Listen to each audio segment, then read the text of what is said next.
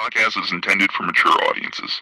The views and opinions expressed are those of the panelists and do not reflect in any way those of the podcast partners, sponsors, or affiliates. Enjoy. Hi, this is Michael Buffer, and you're listening to the voice of the people. Let's get ready for Boxing Voice. ThaBoxingvoice.com. You need that fear. All I'm trying to do is make a stand for something that I truly believe is right. I truly believe is right. I don't want to be like you. Come on, man. I'm the face of boxing. I'm the cash cow. I hold the record with you. My job, I know my job, I know my situation. I want to fight. That's Nazi production. But it's going to be very difficult for both of us. ThaBoxingvoice.com. Welcome back and good morning, ladies and gentlemen, to another edition of the Boxing Voice. This is a breaking news edition. We have gotten a tip from the camps indicating the second day or fight night weigh-in. And you know that there was a stipulation in the contract that said that Vasyl Lomachenko could not exceed above 138 pounds. And he has come in today at 137.4. And Rigondeaux, with socks, underwear, t-shirt, and tracksuit, courtesy of Mundale Boxing, Pedro Diaz's brand, weighed in at 130. And right away, I thought to myself, should we be speaking about this? Should I bring this up with our listeners and see if there is some concern? I asked myself, should I wait until maybe the hipster wakes up on the West Coast and we get a couple of more people? But I felt privileged to have received these photos and this news from the Rigo camp. And shout out to Willie Suarez with Boxeo Cubano, who obviously was generous enough to give me these photographs showing this morning's weigh-in. And you can see that Vasyl is stripped down to his boxers.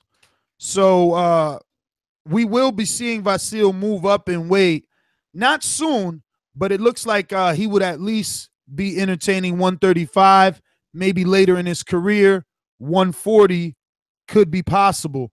And just remember, when there was thoughts of Vasyl versus Manny Pacquiao, he said he could not go above 138.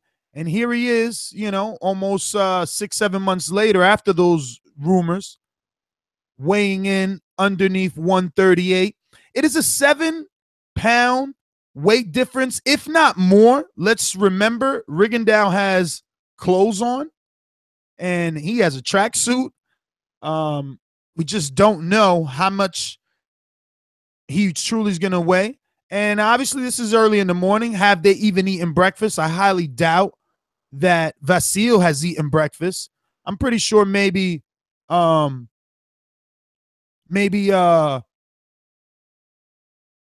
has eaten, right? Yeah, I'm sure there's video. I'm pretty sure Boxeo Cubano has video of it. They were in the room. Shout out to Willie. So yeah, I mean, should we be worried? Is it still a good fight, right? I mean, Anthony Joshua fought Carlos Takam. He was many pounds, more than 7 above him. We brought up Julio Cesar Chavez versus Andy Lee and how Chavez ballooned up 22 pounds on fight night. You know, and obviously that weight did have a outcome on the fight. But do we equate these 7 pounds the same way that we would equate a bigger weight discrepancy in some of these other past fights that we've seen? 7 pounds doesn't sound like much, but Rigo has never had a man with the talent of Lomachenko, really laying on him, right? I read the Deadspin article. Not sure if all my listeners are familiar with this article, but Deadspin, I wish Matt were here because it's a pretty popular website, and they did this long, drawn-out article on this fight. And what drugged me into it was the title. It was like Vasyl Lomachenko versus Guillermo Rigondeaux. I think it was something. I know they used the word fuckery, so I was like, okay. I think it was like, what fuckery is this, or something like that. But when you started reading it,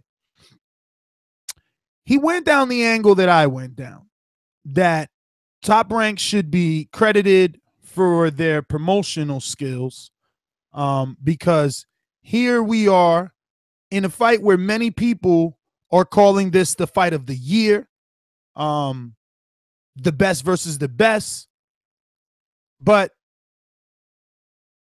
that's in theory. I think that black and white indicates that Vasyl is the favorite. He is the younger fighter. He is the more active fighter, both in the ring in terms of throwing punches and in terms of just being in the ring. He's actually fought once or twice per year, whereas Rigondeaux probably has fought once or twice in 3 years. Rigo is older. Vasyl is younger, so he has youth on his side. Leave it to Teddy Atlas, and Vasyl was bred to do this. His father threw him into the ocean because he knew that one day a wave of fear would cut at him, is what Teddy Atlas said. But at the end of the day, this is going to be a fight that will go down celebrated, but it is numerous disadvantages for Guillermo Rigondeaux. It reminds me of, what's his name? The guy from Philly, man. He played in the Creed movie. Oh, Gabriel Rosado. It reminds me of Gabriel Rosado when he dared to be great to fight Gennady Golovkin, and he had spots in that fight, right? Even though he was a bloody mess, there were spots where he, I remember some people even thought before Jacobs and Canelo, some people would even mention that Gabriel Rosado probably has done the best versus Gennady back then, pre-Jacob and Canelo. And when you think about it, guys like Macklin and Gil were blown out, where Gabe, I think he went maybe 9, maybe 10. But, he was also very bloody, and his corner thought that he could die. So, it's really how you read into it. The point is, it was a guy at 154 pounds moving up to face the bigger monster in the division. And ultimately, the detractors of Gennady really didn't give him the credit that he deserved for the win. They would eventually begin to say that Gennady was bringing guys up from lower weight to destroy them, to, I guess, add to his mystique of a big puncher. That's not really the case with Lomachenko. He's more of a technician, I guess I would say. He does the whole matador thing in the ring. Teddy Atlas compares him to Picasso. He's kind of painting, right? People are saying it's not like Rosado, it's more like Brook. Yeah, but the difference between Brook and Rosado is Brook kind of had a shot in some people's eyes, but I get what you're saying. You're right. Maybe your comparison is better because it is 2 weight divisions that Brook had to move up, and it is 2 weight divisions that Guillermo was moving up. And maybe even your comparison is even better because Brook is more skilled, and so is Rigo. Maybe you're right, sir.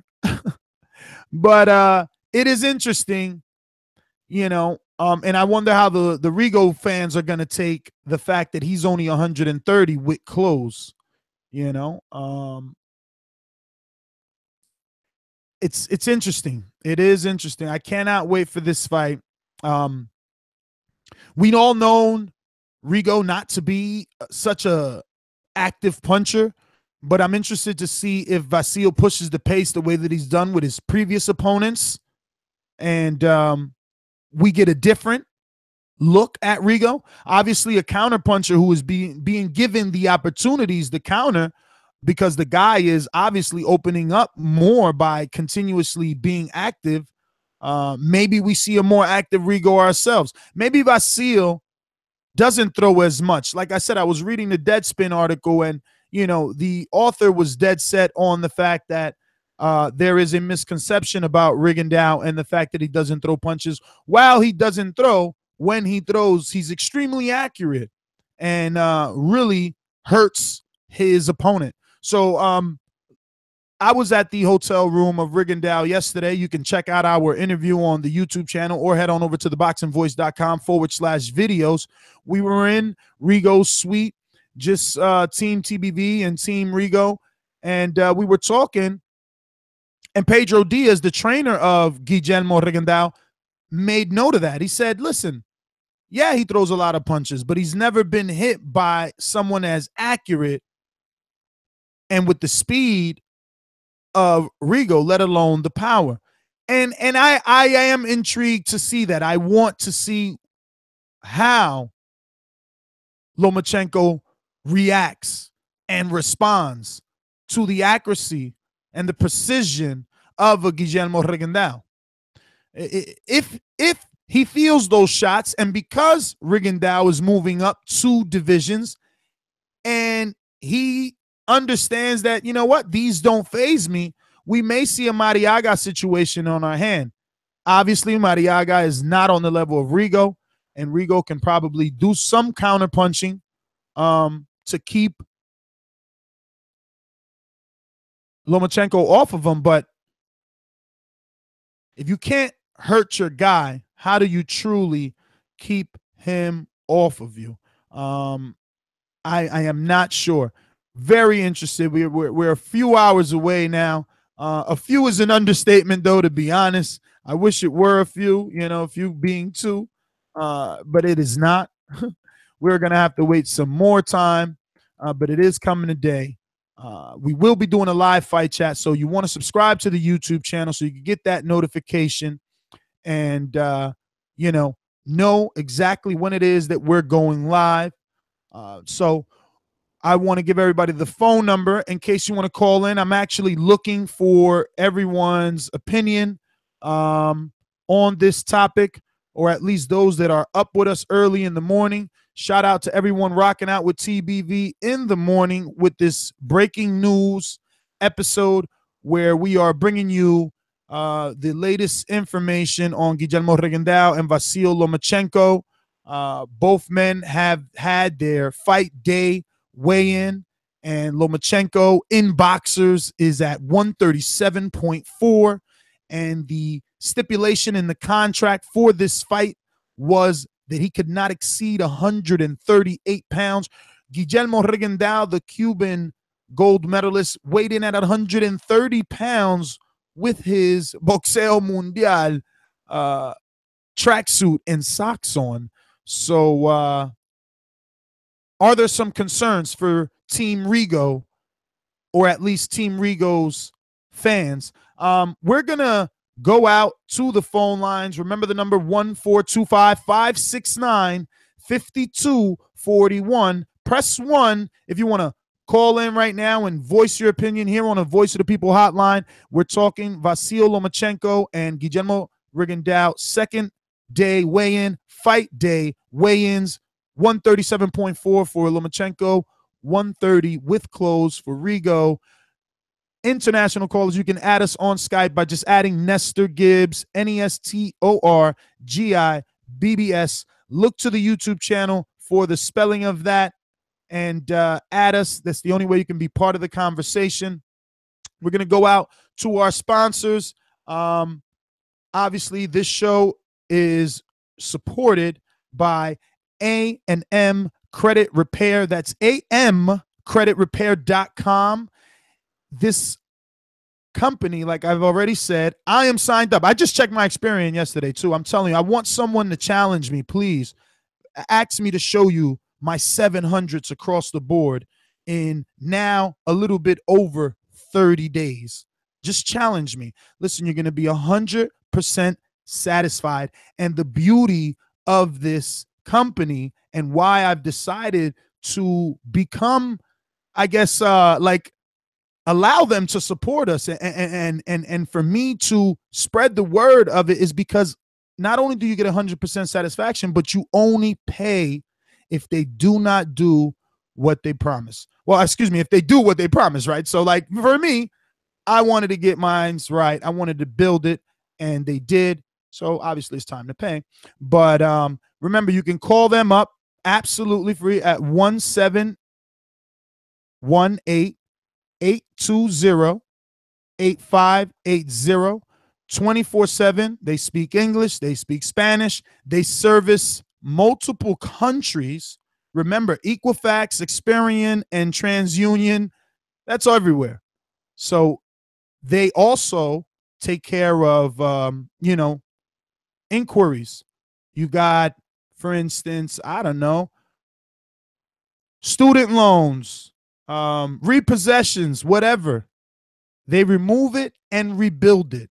I'm just telling you. And I sound cheesy, but not only am I a client, but I'm a client. You know what I mean? Not only am I out here promoting them, but I'm a client, and they've gotten me right. So remember, amcreditrepair.com. Simple as that. Sign up. Only pay after they do what they say. 100% satisfaction. Plus, you're getting, the word of Nestor Gibbs, who is a member, who has been using them for the past 30 or plus days. Remember the number 1-718-820-8580. That's amcreditrepair.com. Get your credit right too. I mean, why not? Why not? Don't you want to get that new iPhone? You tired of AT&T saying no? You tired of not being able to get that new car? Definitely call them up. Let's get on back to some boxing. Remember, Vasyl Lomachenko weighed in at 137.4 in boxers. Rigondeaux at 130 with the tracksuit. Today is the fight. He's moving up 2 divisions. He's challenging himself. He will be losing his other titles, win or lose. He's being stripped. And Vasyl, this would be his biggest scalp till date. He will get massive credit for defeating the undefeated Guillermo Rigondeaux. Let's go out to the UK. Idris, what's going on? Good morning, brother. Well, actually, yeah, man. What's evening happening, for man? you. Yeah, man. It's about, what's the time now? 4:24. But yeah, man. Lomachenko. That little news you just broke out now with the weigh-in, next day weigh-in. That's got to be a little bit suspect, man. That's like a whole. To me, that's about 20% more shifted over to Lomachenko, man. So such a big deal that with clothes or what? With whole tracksuit, you mean like? Whole tracksuit, man. Clothes. Whole tracksuit, man, and it has a hood on it. It has a hood on it too, so that's a little extra ounces there. That's bad, man. I just feel like he probably, it's not what he expected. And, the human body can only take so much, so he probably is not allowing anymore. So he's probably got that on his mind as well. So I don't know. It's just how it goes. Yeah, man. So you are concerned. You do think the 130 is too low? Concern. I don't know. Some people might not be. I think to me it's a bit of a major concern because it just seems like, obviously, people, they try and rehydrate as much as they can, but he seems like he went into yesterday's weigh-in with full capability, as his body's maximum, which means, like, you know what I mean? He's always been, that's the reason why he's always been 2 levels below after. I'm pretty sure if he really wanted to, he would have gone up and been fighting the Abnamaras and stuff in the world, but you can't help how your body is, you know what I'm trying to say? So it's just one of them things, but hopefully he actually does good. And whether he wins or loses, I hope he does well. But when it boils down to it, Idris, it is only 7-pound difference. It is £7 different, but you're talking about his second day weighing with a tracksuit, and he's at 135 pound. Like when you think about it, like he must have gone after yesterday's weigh-in, ate as much as he can, and tried to rehydrate as much as he can. He woke up in the morning, and he's looking, and that's what his body has told him you're weighing. You know what I'm trying to say? Some people's genetics and stuff, this just goes down to things like that. It's just not going to happen for you. So if you think that he didn't plan to come in more heavier than he is now, then I think that's completely wrong. All right. We'll see. Idris, thanks for calling in. Remember the number 1-425-569-5241. We're talking fight day weigh-in, Loma in boxers early in the morning. We're all assuming before he eats, right? Because if he's got to make this weight restriction, this clause in the contract, why would he eat breakfast? So before breakfast, Lomachenko's already 137.4 in boxers. Guillermo Rigondeaux 130 in a full tracksuit. We're going out to the 409. We got no producer rocking out with us in the morning. So just appreciate that we're here early in the AM to bring you that boxing talk. Hit that thumbs up button if you're on YouTube. And don't forget to drop us that 5-star review, continuing to keep us as #1 boxing podcast on iTunes. 409, you're live with TBV. Who's this? Yo, it's JD, man. JD, what up? What's the damn deal? Yo, I'm gonna make some bold statements here. I'm gonna say this is like one of the most technical fights since Zab Judah Mayweather. Like that's how I view this fight happening. You know what I mean? Except for Zab Judah ain't. Let's picture Zab Judah not getting tired. So, with that being said, man, I'm gonna say I didn't make my pick Thursday. I didn't call in, but I'm gonna say that Rigo is gonna win this fight, no matter the weight. Yeah, but JD is gonna be well in his 140. JD, everyone is actually picking Rigo, which is surprising to me. I mean, maybe it is our show, and I'm not gonna deny that I'm an urban-based guy, so maybe the other crowd doesn't call in here, but we didn't get many Lomachenko picks. I don't know if all the Lomachenko haters called into the show. I don't know, but you're not in the minority, even though in the betting lines and on all the message boards, you are. Well, I mean, I can see a person saying Lomachenko is gonna win. Like I wouldn't be mad at that. But here's what I see in this fight. I see Lomachenko being an offensive fighter, but what's bad about that is Rigo is so defensive and so technical. It's not gonna matter. You know what I'm saying? I just feel like Lomachenko punches is going to be nullified, basically. You know, I was in Rigo's over and over with defensive fighters. I was in Rigo's hotel room yesterday interviewing. I'm actually posting some behind the scenes footage on Patreon, so you guys could definitely check that out there. And I asked them about Vasyl's output, and does he feel that Vasyl would be as active as he's been in the past versus other fighters? And before I give you his answer, what do you think about that? Now that you see Vasyl getting in there, you know, I guess in theory, with someone on his level, will he still throw all these punches that we've seen him throw in the past? If you're asking what I think his reaction was, I think his reaction was probably something like he probably laughed and was like, "It's not gonna fucking matter," you know what I'm saying? Some shit like that. But my take on that, man, is basically the same thing. Like I don't think it's gonna matter. Like his punches, his output is gonna be basically. You can't hit what you know what I'm saying? You can't. I'm trying to compare this to a fight, but Like who has Mayweather fought that was just high with the output? I guess Ricky Hatton, right? Yeah, but Ricky Hatton, I mean, you know, I'm intelligent enough not to compare Ricky Hatton literally to Vasyl, but some won't get past the fact that Ricky Hatton was so wild and Vasyl is so technically sound. So that comparison, it'll go right above their that. head. You're right about that.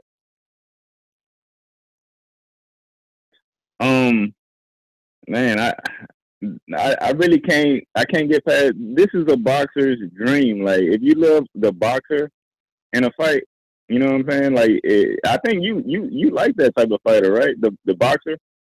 I do, but these are both boxers. One is a boxer on his toes who's extremely active. The other's a counter puncher. So, I mean, look, I keep making note of this Deadspin article because he's 1,000% right. Like, we have been brainwashed to believe that naturally judges will give Vasyl more rounds than Lomachenko, than Rigondeaux, because Rigondeaux obviously will not be throwing as much. Even though guys like you, right, will be looking at the fight and say, all right, well, Vasyl's throwing 30 punches per round, but every time Rigo's hitting him, it's so accurate, he's affecting him. So then it boils down to, oh, well, I'd rather be Rigo than be Loma. Or it boils down to, oh, Rigo threw the more cleaner, accurate, effective punches. Or no, Lomachenko threw 30 punches, plus he had ring generalship because he was on his toes and he was moving Rigo. It's going to be a fucked up fight to score. I gotta cut you off, and I gotta say this because I think that Rigo and his team know that their backs are against the wall. So, I don't think we're gonna see the same type of. Come on, JD. I needed someone to go back and forth with, and I'm glad it is you. But you got to be honest. Every B side knows that their back is against the wall, and Rigo is the B side. Every single B side knows their back's against the wall.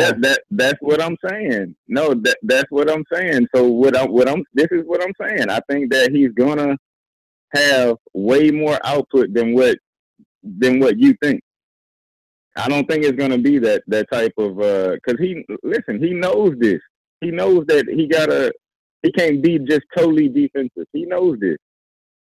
I mean, he's been calling it out on social media, right? So with that going into the fight, you got to know that your output is going to have to be times 10. Dude, Julio Cesar Chavez knew he couldn't lose in front of all those Mexicans. He knew he had to throw more punches than what he did. Did he do it? No. He went out the way that he went out, and he's forever going to be a disgrace until he comes back with a bigger, better fight, which probably will be never. People are never going to forget. And he had the same pressure. He had more. He had an entire country. I don't know, man.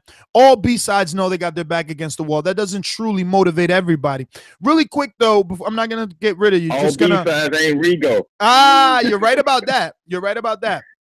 Let me just give out some super chat love. I want to thank, obviously, Anthony Allen. You sent no message, my friend, but I'm still going to say thank you and highlight the fact that you've done so. And Corey Rivas, shout out to you as well. Remember, all those super chats are going to go to get not only myself, but the entire team to Earl Spence's camp. As you know, he's invited us back down. And, you know, it's credit to you guys. You know, we made it in there last year. Obviously, we did a good enough job, and you guys watched all the videos that made him say we can come back this year. So those super chats and those Patreons are going to go to get not only myself, Matt, but also Doomsday to Texas. We might bump into JD. JD, you want to say anything else, or could I get to some other callers? Real quick, I want to say this. Like this, I said that it's a boxer's dream, right? So, another bold statement that I'm making is, I think this is going to be the most technical fight until Lamont Peterson, Terrence Crawford. Hint, hint. I hear what you're saying. So you saying Earl's losing. Hey, you need to go check out my interview with Brian McIntyre, the trainer of Terrence Crawford, and we're talking about that Earl Spence fight, boy. And they've been watching Earl for a while. They want some of him. Go check that out. Listen, JD, thank you for calling in all the way in Texas, rocking out with us in the morning, even though he's a time zone difference, so he's behind us. We're going to go out to Alex in Russia. Speaking of time zones, what's going on, my friend? Hey, how's it going? All good on this end. Can you hear me? I do. Okay, great. I didn't manage to call yesterday or whenever you were doing the prediction show. It was a little bit late for me. But yeah, I'm picking Loma. I think it'll be a competitive fight. Probably gonna go to the scorecards, but in the back of my mind, I think it might be a mismatch, meaning that Lomachenko stopping him in late rounds. Just saying that just because I think he should do that. If you take into consideration all the advantages that he has, the weight, the the age, and so on. But I also think that he actually has better defense. A lot of people bring up the fact that Rigondeaux's defense is one of the best defenses they've ever seen. I don't really think so. I definitely think that he has a great defense, but not like Mayweather's defense. Because if his defense is so impeccable, how come he's been dropped so many times and he's been hurt so many times against such a limited opposition? And when it comes to Lomachenko, I'm yet to see him hurt, to be honest. Never seen this guy rock. So that's one thing. Another thing is that Loma has faced way bad opposition. The only guy on the only good name on Rigo's resume is Donaire, and Donaire got knocked out by the guy Lomachenko forced into Nomas. So, but yeah, you actually made a good point about. You said there are a lot of fans picking Rigo, right? I've also noticed that the Rigo's fans before this fight, there are a lot of Vasyl Rigo fans. I think they're just going off emotions, They emotionally invested in this, in Rigo winning. I think that's why, they kind of go with their heart instead of trying to analyze the fight. So there might be a huge humble pie party tomorrow. I'll say about that. What do you think the probability of a decision is, man? A decision is paying out handsomely. Even if you pick Lomachenko to go 12 rounds, it's plus 2,200. That has me wanting to, because I mean, look, let's be honest, man. You could be the biggest Lomachenko fan there is on this earth, but Mariaga is no Rigondeaux, Sosa is no Rigondeaux, Walters is no Rigondeaux, Martinez is no Rigondeaux. So it's not far-fetched to think Rigo could at least make it 12 rounds. He has fought numerous styles in the amateurs. He's just as decorated as Vasyl. Is it a good money bet? I mean, you being the Vasyl fan, does Vasyl knock him out for sure, or does he go 12? I didn't say he's going to knock him out for sure. I'm saying he should do that, giving consideration all the advantages. But what I think is going to happen, I think is going to go to to the scorecards. And by the way, you also made a point about Rigo fans saying that if it goes to the scorecards, there is no way for Rigo to win because they're going to rob him. Yes, that's even in the Deadspin article as well, and he credits that to the judging, and I kind of ping-ponged around that, how we're all biased in what we judge. Like, for instance, I like boxers. I've always been a Rigo fan, but I'm equally a Lomachenko fan because he is a boxer. Floyd was a boxer, so I like guys that could control the ring, that use the jab to set things up, so that could make me biased in my judging for that. Yeah, I agree, but I think they're already preparing excuses in case Rigondeaux loses on scorecard. Because if we look at the facts... Now, Alex, I don't think you should take it that way. Think of Ala, what's her name? That woman, the poor woman that is... Adelie exactly. Bird, right? Think of her card with Canelo, and then think of all her cards with Canelo. It's not that she's in the bag. It's just that that's a fighter she likes, and like me. Yeah, in her case, I think she was incredibly incompetent. I don't think she's corrupt.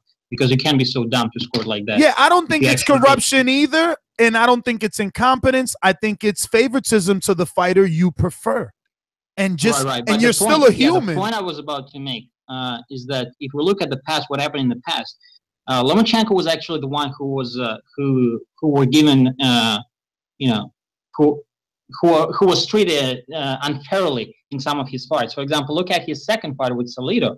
The referee was completely corrupt. He allowed over 50 low blows under any normal circumstances. That would be disqualification. Alex, listen, I will agree that there were some shady tactics on the part of Orlando Salido, but walk with me for 1 second. To assume that there was corruption on the part of the referee, not in favor of Lomachenko, is ludicrous when the show is by the lead promoter of the house fighter. It's his second fight. His contract with Top Rank was, I want to be champion in my first fight. Bob signed them saying he could get it done. He did not. He was forced to make it in the second because the sanctioning bodies wanted him to be sanctioned. The entire show was based on Lomachenko. To say that the referee was somehow on the side of Orlando Salido makes no sense. It just played out that way, but it's impossible for it to be corruption when Bob Arum put the whole show together for his new cash cow. Maybe he was not corrupt, but I definitely think he was favoring Salido. Otherwise, why would he allow so many low blows? I think there's a video on YouTube, and it counts the low blows, and it's like over 50. Why would he do that? Not a single point penalized. And in 12th round, he hit him with 5 low blows right in his face. Nothing. He did nothing. At some point, he even hit him in the knee. I've never seen no shit like that. Somebody punched somebody in the knee. That was crazy. Well, Alex, stick around. We're going to be doing a live fight chat, and we can take your calls in between rounds. We want to see how everyone is scoring this one.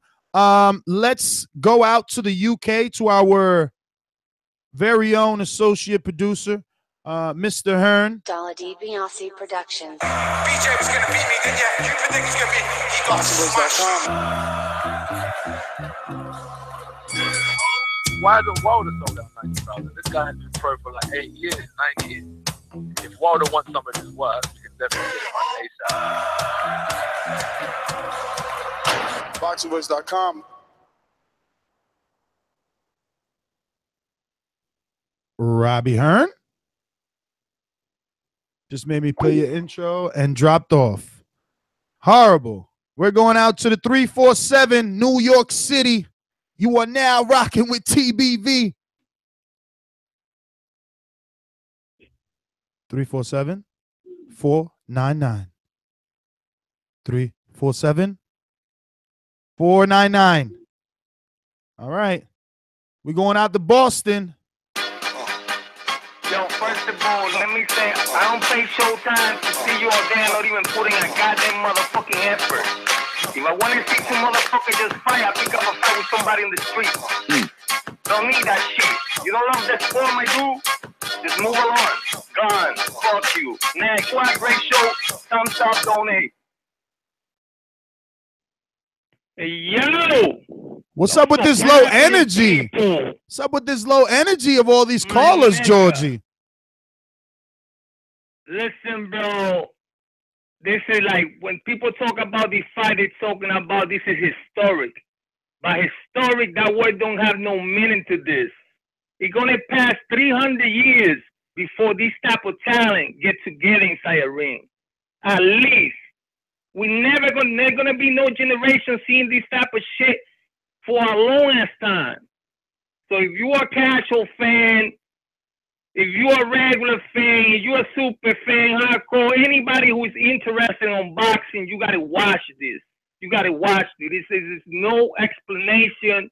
You can give no excuses if you love boxing. This is a must watch. And luckily for us, it's sort of like on free TV, ESPN, so that ain't too bad, because this shit should be pay-per-view all day fucking long. That being said, Rigondeaux by Divine Justice. I'm a roll with Cat. A lot of people say, oh, but you tribal, Georgia. You going with the dude because he's Hispanic or some shit. Nah, my dude. I'm going for the good guy. The guy who have been blocked all these fucking years by this fucking mafia. That's who I'm rooting for. Not the guy who in his fucking second fight got a title shot. And his fucking third or fourth fight got another title shot. Who got this fucking motherfucking golden fucking big road all the way to the top. The most protected guy on boxing is Lomachenko. But they deny Rigondeaux greatness. Anybody out there calling, I see some callers saying about, oh, Bob Aaron gave us this fight. Bob Aaron didn't give us shit. We did. The people did. Rigo did. That's who we gotta fucking thank for this fight. Pretty much that's my call. Shout out to the UK. Always my love for you guys. Shout out to the USA. Shout out to the world. I'm outie. All right. Let's go to 631. Actually, well, looks like we got Rob back. Rob, talk to me. Yeah, how you doing, mate? Sorry about that. I dropped off just before you done the intro there. Sorry about that. No problems. Yeah. Yeah, first of all, thanks for the morning show, Nez. I know you're solo dolo there, doing it on your own. Really appreciate it. But yeah, this fight day weigh-in is for me a little concerning. I really hope Rigo can stick it out and really give it a good fight. And I'm just hoping for either way there to be a clear winner, because this is being built as the fight of fights. The technicians, the two, insane amateur record between them, the gold medals, all that, and it's built up to this huge fight, and we're all looking forward to it. And if boxing serves us up a controversial decision or a stupid wide card, it's just going to hurt the sport that we love. And I just hope either a knockout or a definite someone's outboxed the other one, although that's going to be difficult because they're both supreme boxers. But I'm just, for the sport's sake, I hope we get a clean finish, a definite. Although we know what supposed Loma fanboys and the Rigo fan club or whatever, they'll always disagree. But I just hope there's a clear winner. And last thing, I just want to remind everybody that A&M Credit Repair, use the promo code ThaBoxingvoice. Get yourself a little discount there. I did forget to say that, didn't I?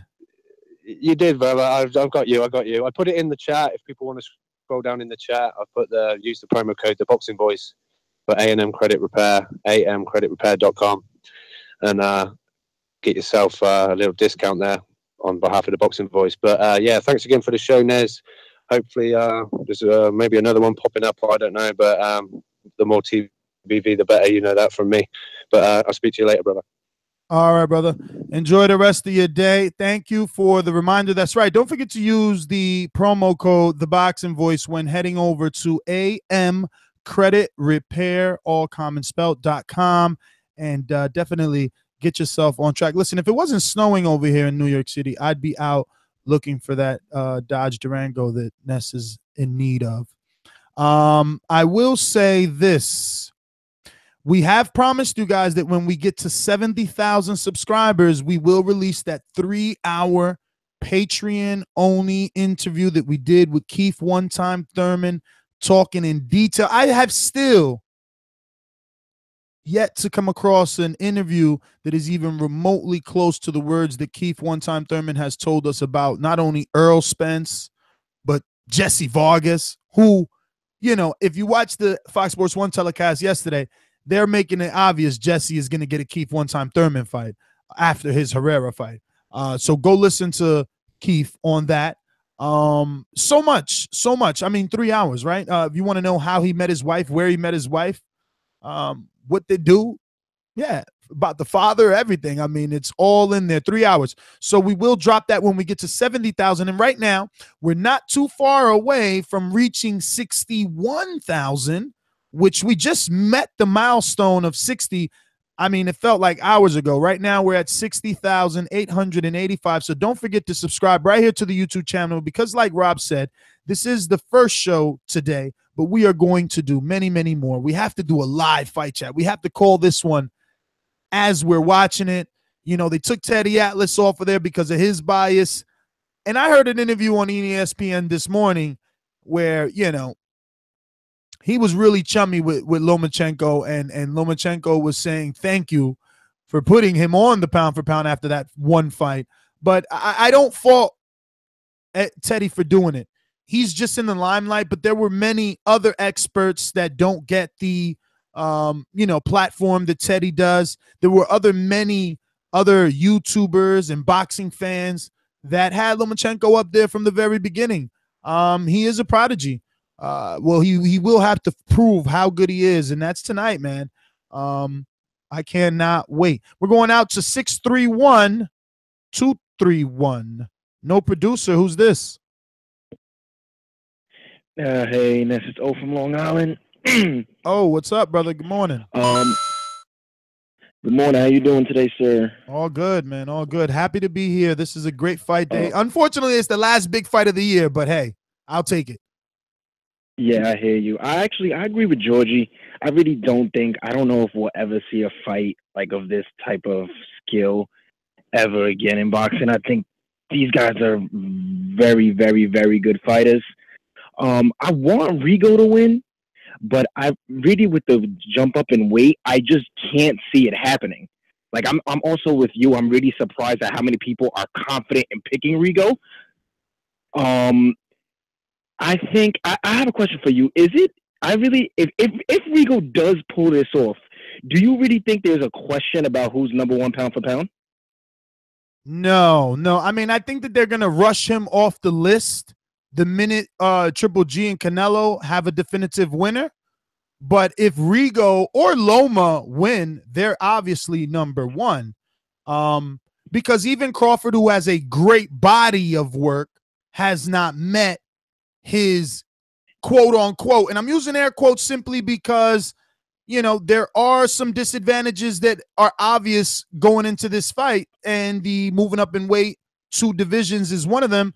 But this is an equal nemesis, and Crawford truly hasn't had that. While we give him credit for Postal, that wasn't a true nemesis. That was just another belt holder that he was taking the belt from, just like Undango. You know, had he met Mikey, that would have been different.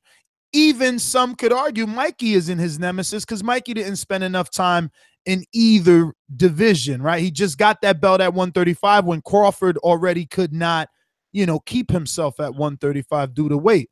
So, I mean, it's difficult, man. You have to give it to the winner of this fight for number one. But like I said, they will strip him down immediately if it's Rigo. The way they're taking his belts from him, they'll take that status from him the minute another popular name arises. Yeah, I 100% agree with you on that. Yeah, I really think that's really about it. Oh, also, we got to give some gunshots for Matt for the B-Hop statement he made on Thursday's show. That was ridiculous. Remind me. I don't know how people were co-signing that. Like that was when he said how B-Hop lost his first pro fight was equivalent to Loma's second pro fight. That was like the most ridiculous thing I've ever heard. I remember. But yeah, that's my call. Have a good one. All right, brother. Well, thanks for calling in, man. Let me see here. We got the 302-213. No producer. Who this? Yeah, this is Sean. Sean, how are you doing? Where are you calling in from, my friend? Yeah, I'm actually calling from Brooklyn. Oh, shout out to Brooklyn. Yes. Well, I just have a question. How is this fight different when Mosley went up in weight and fought Oscar De La Hoya, 2 weight classes? And won. Mosley wasn't 37 years old. Gunshots. Yeah.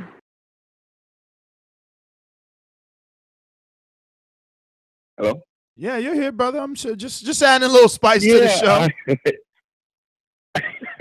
Yeah, that's true. I just don't feel like that weight difference would be a problem for Rigo. I'm also picking Rigo to win. I don't see it. I don't see it as a problem. Why are you picking Rigo? Wait.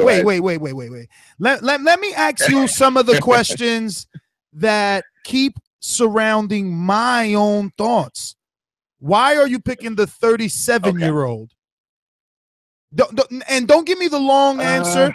Try to give me the answer to the specific question. Why are you picking the older fighter? I feel like he's a better boxer. Okay. Why are you picking the shorter fighter? Good question. I'll help you. Mike Tyson was a short fighter. And Rigo's already proven to fight taller guys, right? Everybody's been taller than him, from Nonito Donaire to the last guy he knocked out that they stole the knockout from him. But still, why are you choosing to pick the fighter that probably had 3 fights in the last 3 years, which means the inactive fighter? He's rusty, no? That's what boxing tells us. Yeah, he might be rusty, but, 2-3 rounds, that rust will definitely come off. Wow, and I don't see Lomachenko as, I'm giving him 2-3 rounds for the, I don't see as Lomachenko as that great of a boxer to beat Rigo. Okay. I don't see it. I don't see it. I see Rigo just as good as Mayweather. If Mayweather came out of retirement and fought a younger boxer in the same class as Lomachenko, same style, I see Mayweather still winning. I don't know if you agree with me, but I see Mayweather still winning no matter who he came out and fought. I don't think anybody can beat Mayweather right now, even if he came out of retirement at 40 years old. I mean, there's a lot of people that think that, but Mayweather, but I mean, a lot of people believe that, but you got to understand this. Mayweather has a very deep body of work to make you and others feel that way. Rigo does not. Rigo's biggest name on his resume is Nonito Donaire. So I ask you, why are you picking Rigo, who we all believe, or do you not agree, that Gary Russell would have beaten Nonito Donaire? Orlando Salido definitely would have beaten Nonito Donaire. Orlando Salido would have beaten Nonito Donaire.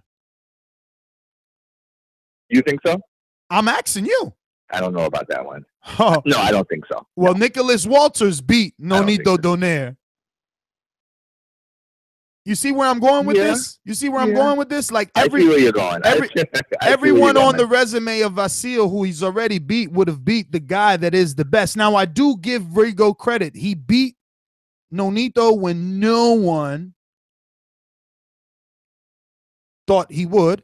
When he was pound for pound number 3, allegedly. But listen, I'm going to get to some other callers. Thank you for calling in. He was pound for pound number 3, allegedly, but I don't know. It's boxing, right? What have you done for me lately? And I'm picking Rigo. I'm just playing devil's advocate here. Playing devil's advocate. That's all.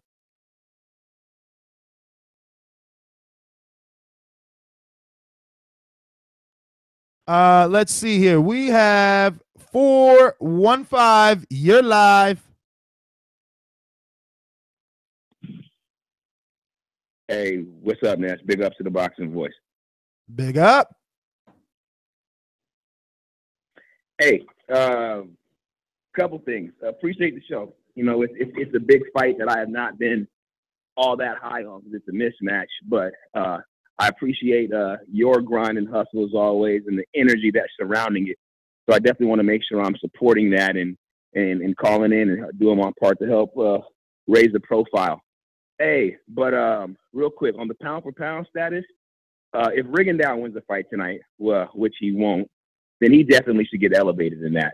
Whether or not he's pound-for-pound number 1 just depends on where you have Rigondeaux right now and where you have Lomachenko. If they're both high up on the list and Rigondeaux wins this fight, then yeah, he's got to be number 1. If Lomachenko wins, I wouldn't really move him too much. I have him number 3 on the pound-for-pound right now. And if he wins this fight, I still wouldn't move him over Gennady or Terrence Crawford, who I have number one. And finally, Teddy Atlas gets a lot of flack for giving Lomachenko props and having him high up there. But it was actually Roy Jones Jr., who had Lomachenko on the pound-for-pound list after 3 fights. And because Roy is a more beloved figure, he doesn't really get affiliated with that. But that's where that came from. It was Roy Jones. Whoa. But Roy did it after 3 fights. Teddy did it after 1 fight. A little bit of a difference there. Yeah, but when do you ever hear Roy's name associated with where Lomachenko's at in terms of the pound-for-pound list and all the hype? Well, because it's fun and it's the popular thing that I just don't think that you would to do to jump on Teddy Atlas. No, I don't think it's that. Why would it be the popular thing, and why would we talk about Roy anyway when he said it so late? By the time Roy said it, 3 fights was. I mean, compared to the resume, remember the 3 fights that we're talking about.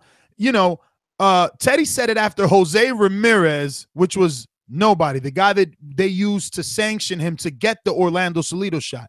So Roy said it after Gary Russell and watching Orlando Salido. That's obvious. I mean, for me, it's like, yo, he lost to Salido, but it was a good fight for a guy that's never fought past 3 rounds, that's never had a pro fight. And then he goes, his next fight is Gary Russell. Like, I mean, the credit should go to Atlas, not Roy. Roy waited till after Gary Russell. That's 2 top 10 fighters that a dude that never fought faced and, arguably beat both, depending who you speak to, because, they like to discredit Salido's win due to the illegal blows, right? It's no different than the Amir Khan and Lamont Peterson fight. Yeah, so what you're saying is you have Lomachenko up there too after. I don't have him anywhere. I'm just playing devil's advocate. I have him nowhere. I even if I say after this fight, let's say Rigo wins, and I say to you, Larry, Rigo's number 1 pound for pound, it would only be because the general consensus already has Lomachenko at a certain statue, so we have to raise Guillermo there, But I don't believe in pound for pound. That's the most bogus. You know how I feel about pound for pound. I do, but thanks for suffering us fools anyway, who like to talk pound for pound. Hey, have a great rest of the day. I'll be back. I'm out. You the man, Larry. Thanks for calling in. Let's see what we got. We're going out back to New York City. 646. What up? Yo, what up, Ness? How you doing? It's Chris. Chris, 646 Chris, what's going on? Not much, man. I tried to call in yesterday. I was at the gym and I had lost signal, and I tried to get back on, and Block Talk went down. So, but it's all good. But just to let you know, I got Rigo, and I think that the rehydration clause with Lomachenko making a 137 and Rigo making 130 with clothes on is not going to play a factor in this fight, and Rigondeaux will be the victor tonight. And if anyone's a betting person, I recommend you allegedly using 5 dimes, because they have Rigo as a 3-1 underdog. So basically, I put 100 down on Rigo. I get back 440 if I win. So it's like, I think it's a good bet to take. And I think that the difference in this fight is going to be the fact that Rigondeaux, although older, in his last fight against Moses Flores, he still looked as good as he has in the past, And I don't think that the same things that Lomachenko has done to lesser opposition, even though they're up high in caliber, as in the Gary Russells, the Jason Sosas, and the Mariagas, I don't think it's going to be the same with Rigo. Rigo has great waist movement. He also has good upper body movement. He has great legs. He's a sharp counter puncher. He's strong. He hits hard. I think and even based on the pre-fight workouts, man, I don't know. I think Rigo wants it more. And there's a lot on the table for Rigo if he loses. So, and he knows his back's against a wall. I've never seen anything like this. A guy moving up 2 weight divisions to fight someone who's supposed to be pound for pound number 1, and the sanctioning bodies threatening to strip him after, even if he wins or loses. Like, this is crazy, man. Rigo's back's against his wall. And he's been up there as one of the top pound-for-pound guys for a while. And I feel like tonight we're going to see why. All right, brother. Well, listen, thanks for calling in, 646 Chris. Backs against the wall. A lot of people using motivation as the mitigating factor. And I think that's what Alex from Russia meant when he said people are picking with emotion. Because I want my best friend to be motivated by Coach Mitty and the challenge of fighting at 175. That's done nothing.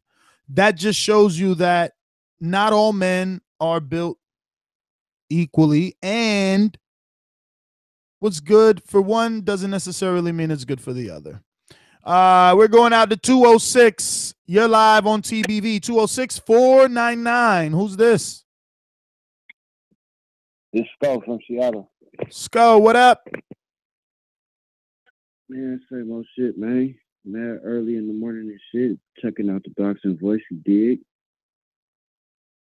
Well, thank you for that, man, my friend.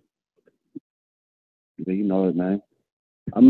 Fuck, man. I wish if this was an amateur fight, I would lean towards Rigo more on points, but I'm worried about the second half of this fight when Loma realizes that Rigo doesn't punch as hard as everybody's giving him credit for at 130. At 122, yeah, he's breaking jaws, but at 130, if Loma realizes he's like, I could really take this guy's punch, I'm not too concerned about it. It'll get ugly for Rigo in the latter half of this fight, man. I personally, Rigo's been my guy since day one. You know what I mean? I've been rocking with him since, like, that's been my favorite fighter since I've been fucking with it. But it's gonna be very tough to overcome somebody he's 137 in the morning. He's probably gonna be 140 by the time fight night rolls around. You know what I mean? Like, it's definitely an uphill battle. But in these pro ranks, it's gonna be tough. It's tough to see a way that Loma doesn't win. But I was wrong about that Kell Brook Errol Spence. I picked Kell Brook to beat Errol Spence too. So, you know, mentality has a lot to do with it, and sometimes people don't factor that in. You know what I mean? Like, mentality has a lot, you know, as a way of giving you the victory sometimes. So I'm hoping with all my heart that Rigo can pull this out. Loma's not going to be able to do that old silly shit that he be doing to these other boxers where he's jumping around them and shit, because Rigo has way better control of distance than Loma does. You know what I mean? Like, he understands how to turn and angles and blah, blah, blah, blah, blah. Like, all them angle shit that people are trying to make it seem like, oh, Loma has all these angles. Not really. He just steps around his opponents and waits for his opponents to turn into him. Rigo's not going to turn into him with, you know, keeping his feet set. He's going to go ahead and move out of the space that he was into. And so I don't think the angles are going to be an issue. I think the weight's going to be an issue. And I think Lomachenko being able to take punches as a heavier man is going to be really the bigger issue. But I'm really pulling for Rigo. I ain't putting no money on it, but this is going to be one of them fights where if Rigo loses by a knockout or something like that, it's going to be tough for me to watch boxing for a couple months. So, you know, War Rigo, let's get it. You dig? All right, Sko, man, thank you for joining us in Seattle. I believe that's West Coast time. Speaking of the coast, my man over here trying to, you know, make little noises into the mic so I could get notified that he's in the queue. Someone ask him where's he been at. Vasyl Production. This is a beautiful performance against a very tough guy in Michael Johnson. How do you feel about it? Fuck that. Conor McGregor. Boxingvoice.com. You know me, Larry. From a wicked entrance, from a flip over the rope to a knockout. Now, when the main thing is, I just help the guy. I wish. Boxingvoice.com. Yes, the hipsters here. Haters beware. And I know I wasn't here at the beginning of the show. I'm sorry, everyone, all my fans, all the listeners. I'm sorry. I was at the gym till like 10:30, 11 p.m. last night with Sal. He was with a girl. He was out with a girl. I got the text to prove it. He said he was on a date. I was on a date in the day, not at night. I was at the gym. Jump into it, bro. You can hit up Sal. You can hit up Santiago. You can hit up Fern. I was at the gym till like 11 p.m. But that's beside the point. You know, fight day weigh-ins, you know, are here. And Rigo is significantly smaller. He is almost 2 weight divisions smaller still than Lomachenko. I mean, that is not really news. I mean, nobody should be surprised by that. Now we just have numbers to look at. And again, these are numbers that are going to continue to maybe grow. Loma may gain some more weight till tonight. That's highly possible. Same with Rigo. That's actually 100% true. I don't know if this is really going to have the major factor of the fight. I know a lot of people think the size is a major factor of the fight. I don't know if it is. I think it could just be the style matchup. I think it could just be game plan. I don't know if the size is going to equal who's the winner here. My personal opinion. But we can head out back to the callers. I'm late. Yo, you weren't here, so I wouldn't be able to get your help on the caller's name. Oh, yes. But he made a great comparison. And I guess it's a cheap one because it's an easy one, but it's still a good one, in my opinion. Mayweather to Guillermo, activity, has been brought up a lot, how Loma throws so many punches, Rigo does not. He'll just lose rounds based off judges seeing that Loma's the more active fighter throughout the rounds. But then this guy says, yo, but what about Floyd? Everybody always thought that someone was going to throw more than Floyd, but his accuracy nullified that. True. Can you see that for Rigo, though? Can you see him being Floyd-like that will make Lomachenko put his hands in his pocket? Look, yes, less? yes, in a sense. But you have to remember, even when those rounds are very close with Floyd always got the benefit of the doubt because we assumed, all those shots that landed on his elbows and shoulders, like, we don't count those because it's Floyd. Like, we always gave him that benefit of the doubt. I don't know if we give Rigo that. And I don't necessarily mean we as me and you, Ness, or the callers or the listeners, but just the sport, the consensus of the sporting fandom, the industry, whatever you want to say. I don't know if that is there. I don't know if that, benefit of the doubt is there in close, tight rounds because we always gave Floyd the benefit of the doubt. Yo, 1200. He says Lara is accurate and gets robbed against Canelo and Paul Williams. And I will say he's right, but I would also say Lara doesn't fight like Rigo. Rigo has more of a knockout ratio, and he hurts people. Like, he hurts them. He just has more knockouts. Lara's more of a boxer, use the ring, because hype a guy. In my opinion. Those are very bad comparisons. Lara and Rigo, they fight very differently. They do. Just because they're Southpaws and Cubans doesn't mean they are the same person. So he's being racist? No, I'm not saying that. I'm just saying that they're not the same person. I'm just like often we clump like Mexican boxers together, like the Mexican style. We clump, guys like Marquez and Canelo, and even now young guys like Mario Barrios, they have been able to break that generalization of Mexicans. What I will say is I've been rocking out for about an hour now. We're going to go on for however long more it takes. I just actually hit that thumbs up button because that's absolutely free. Costs you absolutely nothing. You just got to take it from gray to blue. You could go a step further and drop us a 5-star review. You could go a step further and join us on patreon.com/ThaBoxingVoice for tons more content, like all the behind-the-scenes footage at Rigondeaux's Hotel, plus Matt's new show, Standing 8 Count, plus our Border Wars series and sparring content, plus Keith Thurman's 3-hour interview, plenty of interviews that I've done with industry folks in boxing that we only leave on Patreon. We have released one of those treats or two of treats here through and out, like the Bob Arum interview, which you can catch on the YouTube.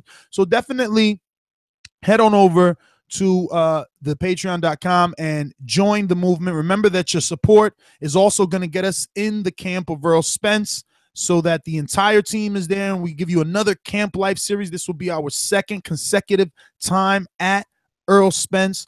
So, tell a friend to tell a friend. Remember, it's not always about money. You can just simply share the show on your Facebook, take a screenshot, put it on your Instagram. Sharing is caring. Remember the Care Bears? I'm showing my age by saying Care Bears, but I don't care because I need you to the Care Bears are dope. What are you talking about? All right, well, I don't care because I need them to share. That even rhymes, so do it. 773-789. You're live with me and the hipster. What's going on? Hello? Hello? Yeah, you got me playing in the background. Even though I love my voice, it's not good for the show. Yeah, my bad. Yeah, my bad. Yeah, okay, I just want to call. I got a couple of points that I want to make. I think this fight will play out just like Mayweather, Pacquiao, where we all thought Pacquiao would throw, punches and punches, but Floyd is so good at defense and counter punching that he lured Pacquiao punches. So I feel like Rigo punched hard enough to freeze Loma when he's throwing his punches. And another thing, we never seen Loma fight on a back foot. Never seen that. But we have seen Rigo fight on the front foot and the back foot. So I want to see what Loma going to do when he get hurt. All right, brother. What is your name again? Huh? What's your name? We didn't catch that. D. D from? It's D. D from Illinois. Illinois. All right, brother. Well, thank you for calling in. You got anything else? No, that's it. All right, brother. Listen, don't forget to subscribe to the YouTube channel. We're going to be doing live fight chats and immediate reactions for this one. This is a big fight, the last big fight, and we're going to be here all night. Just best believe that. So don't forget to subscribe to the YouTube channel. Hit that thumbs up button. Tell a friend to tell a friend. We're going out to New Jersey. Your guy, my guy. Let's get this started. Just like the king is what I mean. The king is what I mean. My man, get a cup and put some change inside your hand. Now hold up, let's make this official. Everybody, let's agree with it.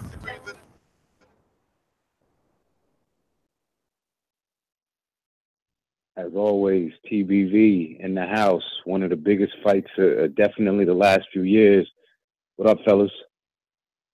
What up, my man? Good morning. Well, afternoon now, lunchtime. What up? I didn't get a chance to make my pick because we had some issues with Blog Talk, but I'm definitely going for Rigo.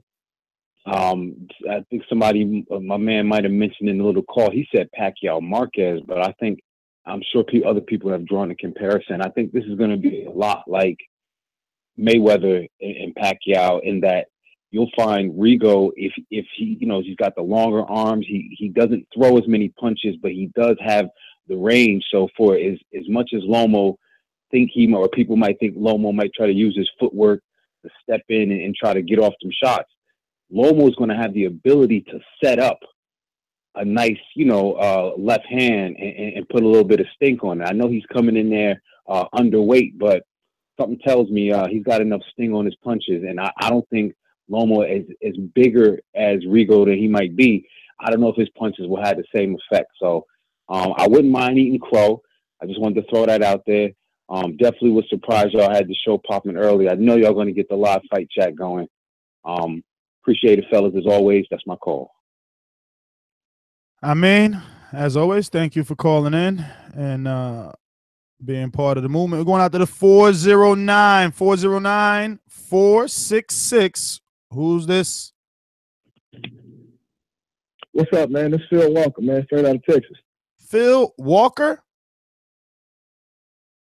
Yes, sir. Phil Walker out of Texas. Phil in Texas, brother. Talk to us. So check this out, man. I got Rigo all day long. I'm predicting the fight to, I think Rigo is going to control the fight at a distance with his jab. I think he's going to go to the body a lot.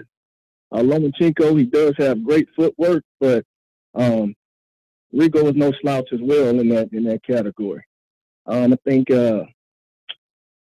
Lomachenko's best defense is his offense, but Rigo's definitely going to equalize that with his skill, and we're going to see how it turns out, man. I think the fight is definitely going to go into the later rounds, but I don't think the weight is going to play as big of a difference as everybody said it is. And from my understanding, I thought that they had that Lomachenko couldn't weigh over a certain amount. I think like a couple hours before the fight or something. Yes. Like that. Well, no. Well, today at that particular weigh-in, he could not weigh over 138, and he came in at 137.4. But that was obviously before breakfast and before the weigh-in. Now he's able to eat. Who knows what he's going to be fighting night in the ring, unless they're going to continue to monitor it throughout, which I highly doubt. Okay. Well, yeah, like I said, I wasn't too sure about that. I wasn't, I didn't want to put nothing out there that I was unsure about. But like I say, man, I think Rigo power is being underestimated. I actually think he hits harder than Lomachenko. But tonight, man, we'll see. He's definitely going to control the fight with his range, I think. We're going to see a lot of he's going to be a lot more active than he has been. I think, because he's a counterpuncher and Lomachenko isn't he's always in attack mode, is going to force Rigo to throw more punches than we normally see him throw. But we'll see, man. It's going to be a good fight. I got Rigo all day long, man. Easy work. All right, Phil. Well, thank you for calling in. Don't forget to subscribe to the YouTube channel. We'll be back during the live fight, giving our own live commentary on this one. We're going out to the 302. And actually, before I do, I need to give a couple of shout outs to this morning's super chatters. Shout out to Anthony Allen, who has been super chatting for the past couple of days in a row consecutively, man. Thank you so much for your support. Also, shout out to Boxing Brain Trust for this morning's super chat. He says, salute Ness and all. TBV often imitated, never duplicated. Shout out to you. And shout out to Corey Rivas. Shout out to you as well. And a quick shout out from the chat to Victor M. Pastrana for signing up to our YouTube channel and subscribing. Make sure you hit that bell, Victor, so you get those notifications when we do go live, because we're going to be doing that all day today. Just believe that. I mean, I'm working. 214-435. You're live with TBV. Who's this?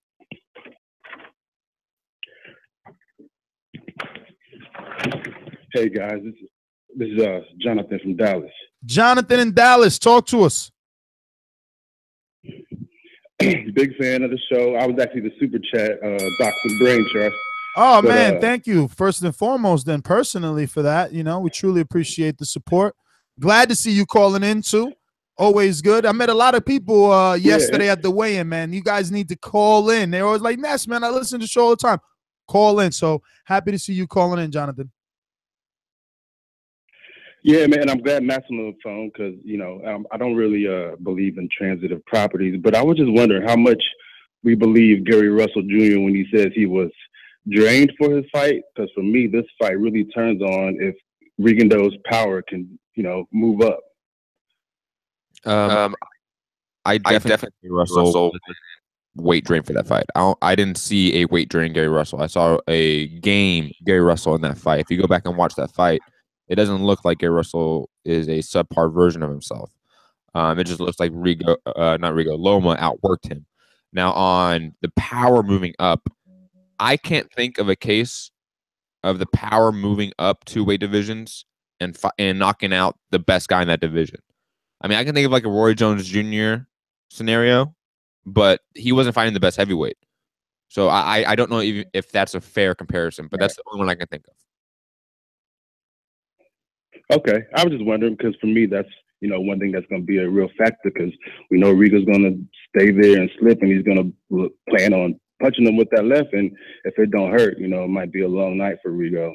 But I'm glad I called in. I'm a real big fan of you guys' work. I'm planning on joining the Patreon, and also, man, I'm the one who sent you guys a couple of tracks to use the other day. So I'm just a big fan of what you guys are doing, man. So keep it up. Wait, because I just saw. It does say Brain Trust Music. That's what it said. Okay, I didn't know that's what it was saying. I thought it was saying G shit. You used one yesterday. I thought it was saying G shit. That's just a tag I used, man.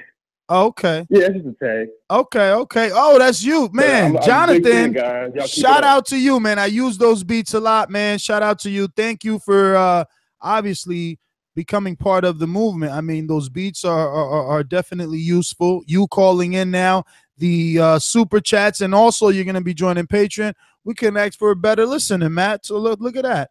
I'm trying to get Willie to call in. Can you call into the show and live?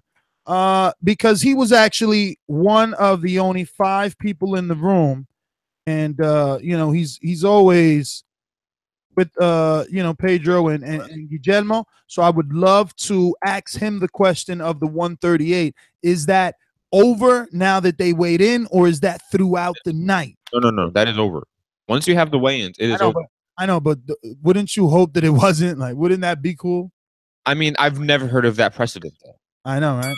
It's you have that weigh-in, and once that weigh-in is over, it's done. You're good. That was the official thing. You're good.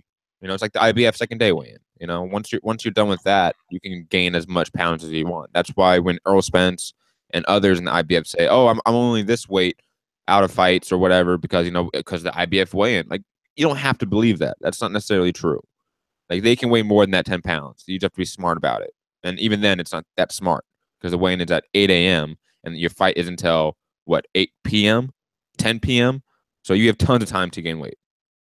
Just want to thank everybody rocking out with us, watching the show live right now. If you haven't subscribed to the YouTube channel, you might as well go ahead and do so. We're going to be doing a live fight chat plus an immediate reaction show, and who knows what breaking news. I'm being told we got to double check. Maybe we get the AP on it. There might be some new Joseph Parker, Anthony Joshua news. I'm not sure how true it is, but that would be great if we can also turn around and report that fight is official. If you're watching this live, hit the thumbs up button. If you're watching this in the future, present, or past, you can hit the thumbs up button depending on what country you are. It doesn't matter. If it's gray, turn it blue. Share the show. Tell a friend to tell a friend. Matt, did we get to the 302-359, or should we go there? We did not get to that. I believe Jonathan dropped off. That's why we have a different numbers there. 302. What it do? First time caller. Hello, from me to you. Yeah. How you doing? I'm good, brother. What's your name? Where you calling from? I'm calling Raymond Denby. I'm from Dover, Delaware. I've been watching y'all's show. I was there. Well, I'm going to be there tonight to watch the fight. And I just want to talk to Matt. Because Matt had a lot of good, interesting things to say about Rigo and Loma. But I feel he's kind of on the fence for Lomachenko. But my thing is, I think Rigo's speed and his power is going to be the difference in the fight. I know he's bigger, but the speed and the power is going to be the difference. It could be. It absolutely could be. Rigo has every chance to win this fight. Absolutely. Even if I pick Loma, it's very hesitantly. Like, it is a look. You can easily see a way for Rigondeaux to win this fight, just as you can easily see a way for Lomachenko to win this fight. It's because of that style matchup. If Rigondeaux has a game plan, if he has the right game plan, he can win this fight pretty easily. Everyone's been saying it. Lomachenko cannot work his offense going backwards. That is 100% true.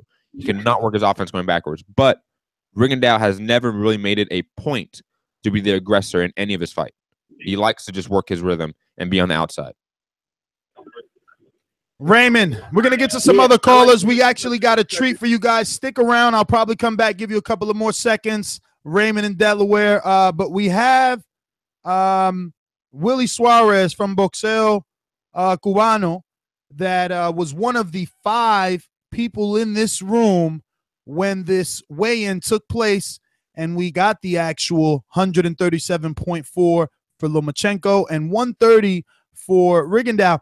Willie, if you're there, I want to first obviously thank you for taking the time out to jump on the show here with me and my co-host Matthew Hunter, and ask you, how are things now in New York City? You being from Vegas and frequent Miami, it's pretty cold over here, huh? Hey guys, it's cold in here. We were not expecting this, but let me tell you this: it's an honor for me to be here on the show because I listen to you guys. Team Rigondeaux listen to you guys at the time. I mean, we love what you guys do. So thank you for having me. Oh man, thank you for coming on. Like I said, one of the only 5 people in there. Tell me exactly in detail, what did Rigo have on? Does he have because it looks like a tracksuit, but is he also wearing a t-shirt?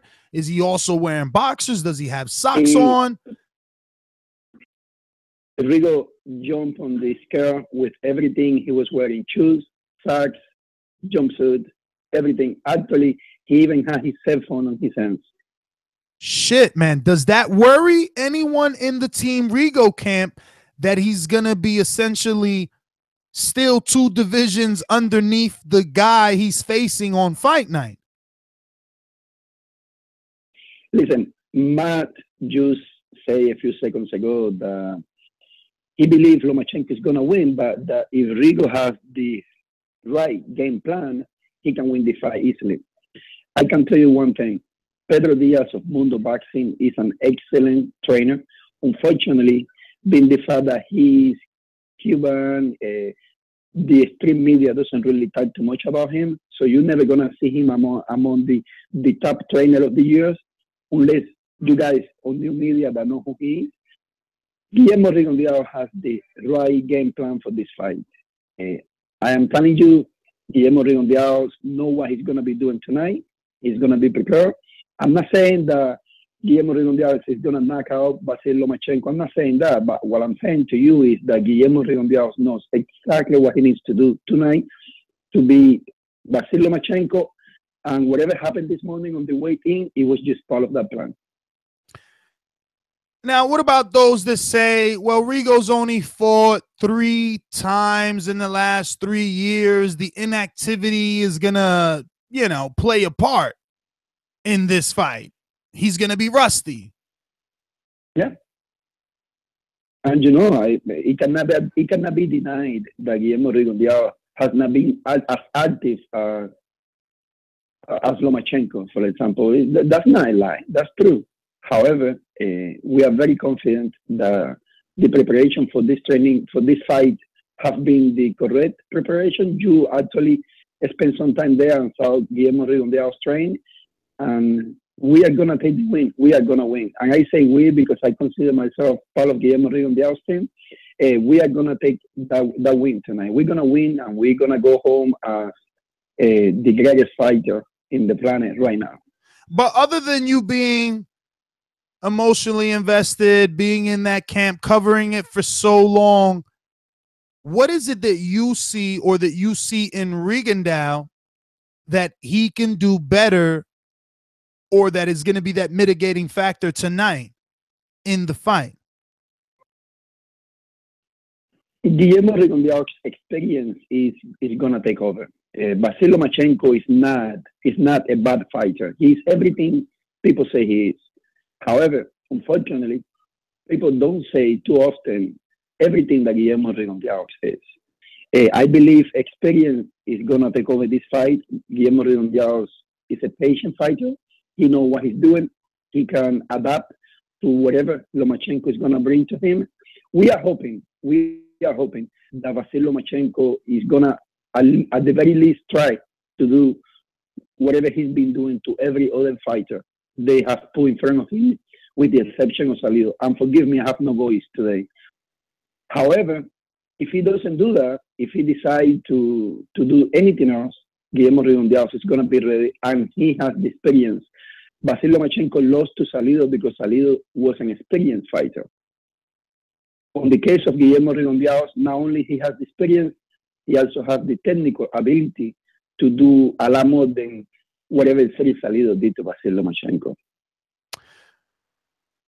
But what about the fact that people say Vasyl has gained experience and has more professional experience? He's been in there with more elite level fighters, Orlando Salido, Gary Russell, Rocky Roman Martinez, where for Rigondeaux, it's only Nonito. The rest of the guys are second tier, Tion Kennedy, guys like that. That was very early in his career. Those were ESPN level fights, And I'm just playing devil's advocate, by the way. I'm picking Rigo, as you know. No. Listen, I'm just saying what the crowd says. This is what the public is saying. So we're trying to seek those answers. Is all. I understand. I understand where you're coming from, and please do so. Keep doing that because it's important that you do what you're doing. And we're gonna have to find out tonight. We're gonna have to find out tonight if Lomachenko was a hype from the people that have the power to make you or destroy you in the sport of boxing. Unfortunately, Guillermo Rigondeaux, like you say, never was able to fight Carl Frampton, Scott Quinn, Leo Santa Cruz because they decide to run away from him. They decide to use the cheap excuse that Guillermo Rigondeaux is boring in order not to fight him. And unfortunately, many fans decide to follow along because reporters like Dan Rafael, for example, became echo of the Guillermo Rigondeaux is boring. And listen, you are correct. Guillermo Rigondeaux only have Nonito Donaire in the last few years as one of the best fighters he ever faced so far. But he's going to fight Vasyl Lomachenko tonight. And we do understand and recognize that Vasyl Lomachenko is everything people say he is. That's what's going to make this victory so special for Guillermo Rigondeaux. Does he retire after this or he continues? Guillermo Rigondeaux? Yeah. Oh, come on. Don't even ask that question, man. You're very talented. You're great at what you do. He's not going to why he retire? The guy never lost a fight. Why should he retire? Well, I mean, because after this, it would like if he wins this fight, he's done everything he needs to do. It's already difficult to get a fight after beating if the world is considering Vasyl pound for pound and Guillermo, who already cannot get a fight, beats him, who the hell is going to fight him? Unless that Lomachenko is his magnum opus. If Rigo beats Lomachenko, that's a career and legacy defining win. Yeah, it's like you could walk off into the sunset. You just beat your Ali and you beat Frazier. I am telling you who's gonna fight Guillermo Rigondeaux next. Whatever happens tomorrow, and we know we're gonna win. We are gonna go to Europe and we're gonna fight Carl Frampton on his backyard. And after we beat Frampton, we're gonna fight the guy that, on my personal opinion, and Guillermo Rigondeaux said this on social media many times, the biggest coward there is in boxing right now, that is Leo Santa Cruz, and we're gonna beat him easy. And those fights are not nearly as important as fighting Vasyl Lomachenko, but those are the fights that we need to do. We need to do in order to show the world what boxing is all about. How those people were using cheap excuses to try to damage the legacy of Guillermo Rigondeaux and the image that Guillermo Rigondeaux had, unfortunately, for the last few years when no one was standing up for him. And when he was allowing everybody to say whatever they wanted about him and he never defended himself. That's not the case any longer. So yes, maybe, but Guillermo Rigondeaux doesn't have any other fight that is going to be of the importance of the fight versus Vasyl Lomachenko. That you are correct about that. However, getting Frampton in England is very important to Guillermo Rigondeaux. It's personal. Actually, I can tell you, it's personal for Guillermo Rigondeaux. And getting Lomachenko is something that's going to make his day sweet. No Lomachenko, my bad, Leo Santa Cruz. That's something that he wants to do. He doesn't need to do that. He knows he's better than those guys, but he wants to do that next year. He wants to do it. And he's going to search. He's going to follow these guys everywhere next year, and he's going to make this fight happen, just like he made Lomachenko fight happen, because contrary to popular belief, the Vasyl Lomachenko's team has been saying for many times how they wanted to make the 126 fight, and Guillermo Rigondeaux never wanted that fight. That's just not the case. They talked. That's all it happened. They talked for like 5 minutes. There was never a contract. There was never like a formal offer. We're gonna fight 126. That never happened. So Guillermo Rigondeaux was gonna be very happy to fight Vasyl Lomachenko 126, but the actual opportunity never presented itself, despite to whatever they say it happened in the past. It never did. Well, Willie, I want to thank you, obviously. Yeah. Oh, sorry, I thought you were done. No, I say that I don't know if that's the answer you were looking for. I guess I No, it is. It is. Question it is the answer, because it lets me know that even after accomplishing, if he can get the victory, even after accomplishing, pound for pound status at number 1, because a win over Vasyl should put him in the eyes of many as pound for pound number 1, at least until we get a winner from Canelo Golovkin. So after accomplishing that, if he still wants to go in there and go after the likes of a Frampton and Leo Santa Cruz, I'm sure fight fans are going to be excited about that. I want to thank you, obviously, for taking the time out to come on the show. We're going to get to some other calls. We do want you to obviously give your social media and promote your platform as well. And once again, thank you for joining us and giving us a little insight into the Team Rigo. Thank you very much, guys. Please keep doing what you do. All right. Well, there you have it, guys. Willie Suarez from Boxeo Cubano. We're going to go out to the 757. You're live on TBV 757-323. Who's this? Yeah. Yes. This is B from 757 from Virginia. I'm just saying You said B or D? Rigo is going to win. B. B as in boxer. All right. B from Virginia, he said, right? Yeah. All right. Talk to us, B. Yeah. I don't know. I just say Rigo wins. Rigo wins by stoppage in 10. Damn, stoppage. Yo, you know how much money you make if you bet on that stoppage? Yo, if Rigo, if Loma, Matt, do you know that if Loma just goes 12 and wins, it's a plus 2,200? That's insane. Listen, B, thanks for calling in all the way in Virginia, brother. We love that you're rocking out with us. We're going out to the 786-384. First time caller. Who's this? Yes, sir. How are you? What's going on, brother? What's your name? Hello? Yes, sir. My name is Roger. I'm calling from Miami. And, I have been thinking about calling you guys because I see a lot of people going with Lomachenko. And they don't think that the way Rigo fights. And the only thing that I can say is that I'm going for a stoppage for Rigondeaux no later than the 11th round. Because have you seen fight Rigo before? He waits to counter you. And Lomachenko opens himself so much in different angles, and Rigondeaux is so quick throwing punches that you cannot even see him coming. So when he comes straight to Rigo is going to hit him with a straight left, either to the body or to the face. I see him taking that punch from Rigo. Now we have to be fair. They have done a lot of stuff to Rigo in the past, so it's time for Rigo to shine. I hear you. You said your name was Bobby? No, Roger from Miami. Roger from Miami. Matt, don't forget to put Miami, baby. I get excited when I hear warm weather like that.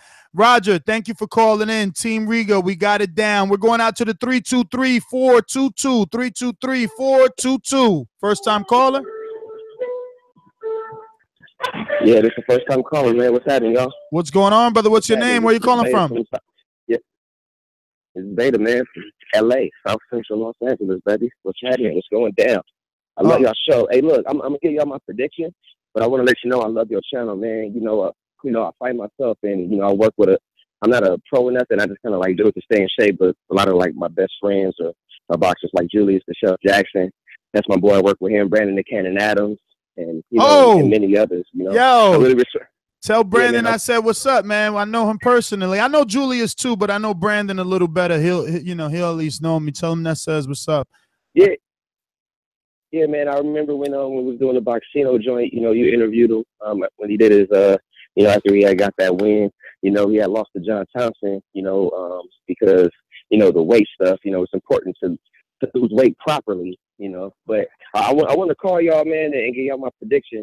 I think Lomachenko is ultimately going to win, primarily because Rigondeaux. I mean, they're both equally talented. They're both wizards in the ring. They both do things that many of us don't even understand. Even though we're boxing enthusiasts, we don't even understand how bright they really are. They're doing stuff on a whole nother level. But I think that Lomachenko almost never throws punches at the same speed. So it's going to be hard for Rigondeaux to be defensive and time him. They're both fast. They both have footwork, but I think that Lomachenko is so creative and has different variations with how he approaches what he's going to do. Now, granted, he might get caught a little bit in the beginning, because Rigondeaux is such a sniper. But like I said, Lomachenko almost never throws punches at the same speed, so it makes it nearly impossible to time him. So ultimately, I think Lomachenko is going to win.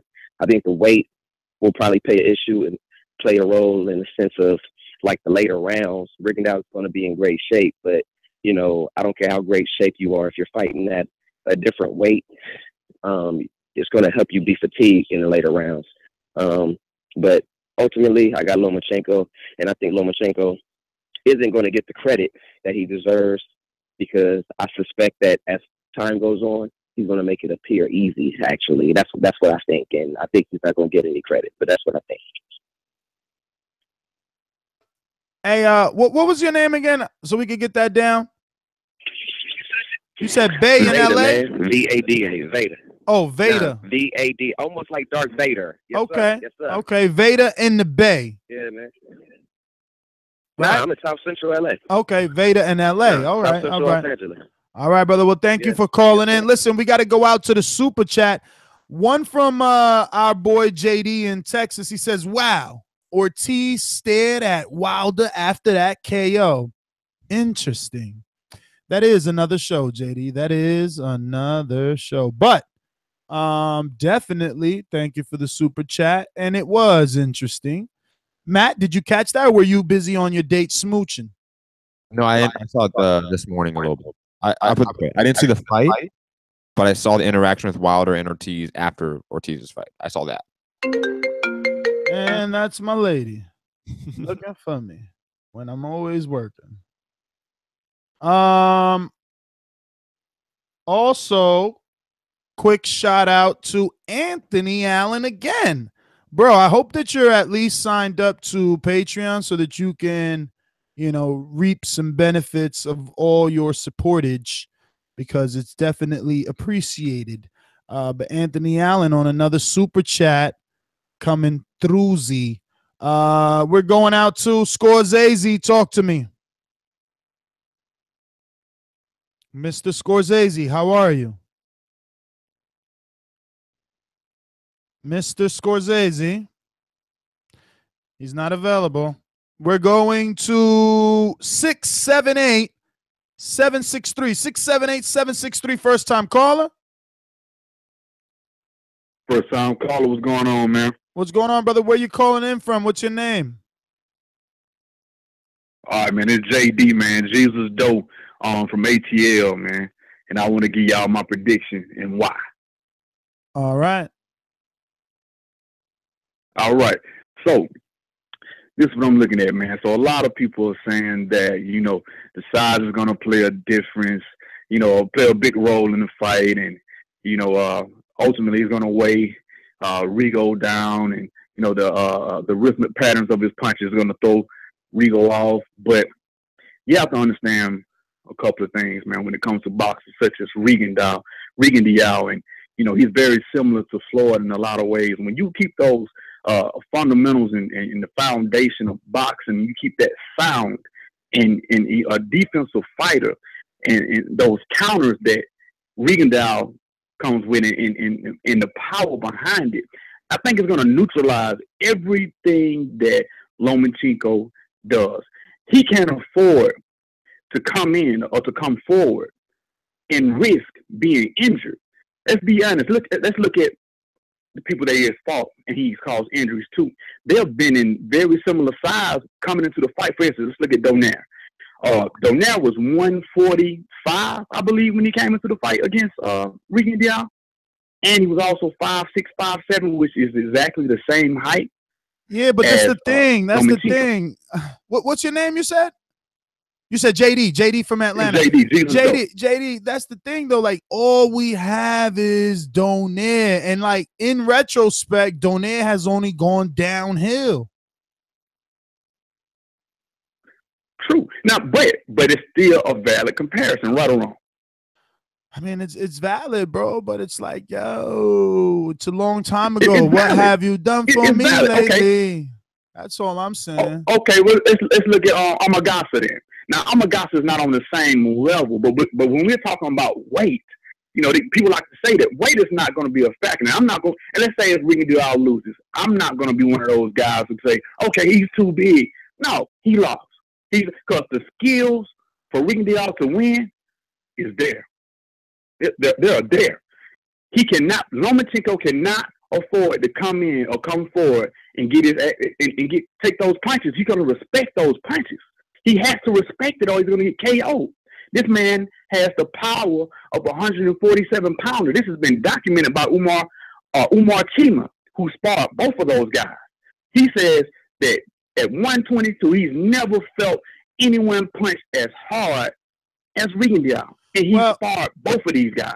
This is on. I'll add to that. You know, Chris Colbert yesterday, when I wish I would have had my camera rolling when we were going up the hotel elevator to see Rigondeaux. Chris Colbert is a PBC Al Heyman fighter, local Brooklyn fighter. He just beat Titus. Excuse me. His nickname is probably more synonymous than Lil B Hop, or the Golden Child. You know, Lil B Hop, right? These guys change their names often. He did spend a camp with Rigondeaux, and on the way up the elevator, he said, I can't wait to see what happens when Rigo hits Loma. And then obviously our guy Alexander says, yeah, you know, everybody got a plan until they get punched in the face. He says, why? Has Rigo hit you? And Alex says no. He said, well, he's hit me and he hits hard. So they've sparred, you know, he was in camp with Rigo as well as with Bayano. And he sparred both of them. So, you know, that is a I guess, indication of his power. But what good is your power if you don't let your hands go is the question that most Lomachenko fans will have for you. Well, let's just be real about it. At some point in time in the fight, he's going to get hit by one of those punches. Is he going to respect it is the question. Is he going to respect it? I think that he is. And once he respects those punches, it's going to turn into a Rigo fight. And he's going to control the fight the rest of the way because Loma cannot afford to come in and get knocked out. And that's possible, very possible. Likely, in my point of view. And that's all I got to say about it. I'll let it go from there. All right, JD. Well, don't forget to subscribe to the YouTube channel. We're going to be doing a bunch of shows today. We are experiencing great numbers, so I'm asking you to hit that thumbs up button. This will be a way to indicate to others that this is a interesting video where we're getting multiple opinions from all over the world. We're going to go out to Matt. You got to put JD in Atlanta. Stop it. We already got a JD in Texas. You can't, you know, you see you got one JD up there. You got another JD down here. What's going on? What's going on? What's going on? Where my dogs at? Let me see what we got. Man, so many callers. It's crazy. This is freaking ludicrous. It's ludicrous. We'll go to Scorsese one more time. Yo, you can hear me? We hear you. Yeah, this new Skype, man. This guy got to upgrade. Lies. This shit is ridiculous, man. Man, I heard what the caller's saying. Rigo can punch, but let's not act like this ain't this ain't a new world, man. This is brand new. 130 punching with that new size on him. This man was training and falling all over his coach and shit. Y'all seen they throwing the tennis balls at him. He missing the damn tennis balls and shit. He 37 years old. Something got to give, man. The fight was made because of that. Like, I just don't believe in this. Oh, he's going to get this one-punch knockout. What was the one-punch knockout of Donaire? What's the African he fought after Donaire? Even the big guy he just fought earlier this year, he took a few of those shots, and it's not like Lomachenko gonna be as easy as that dude to hit. I mean, I ain't got no respect for Lomachenko, but he ain't no bum. I just don't see it, man. I see like Rigondeaux, he's lackadaisical in the clinch. He always getting dropped close. because he keep his damn hands down and his chin up in the air in the clinch, and he sort of wait for the referee to come in like the amateurs and separate you. Other people be fighting through it, and he be getting his ass dropped up close. And Lomachenko gonna pull that shit, and I think that's where he gonna drop Rigo, hurt Rigo, and eventually likely stop Rigo.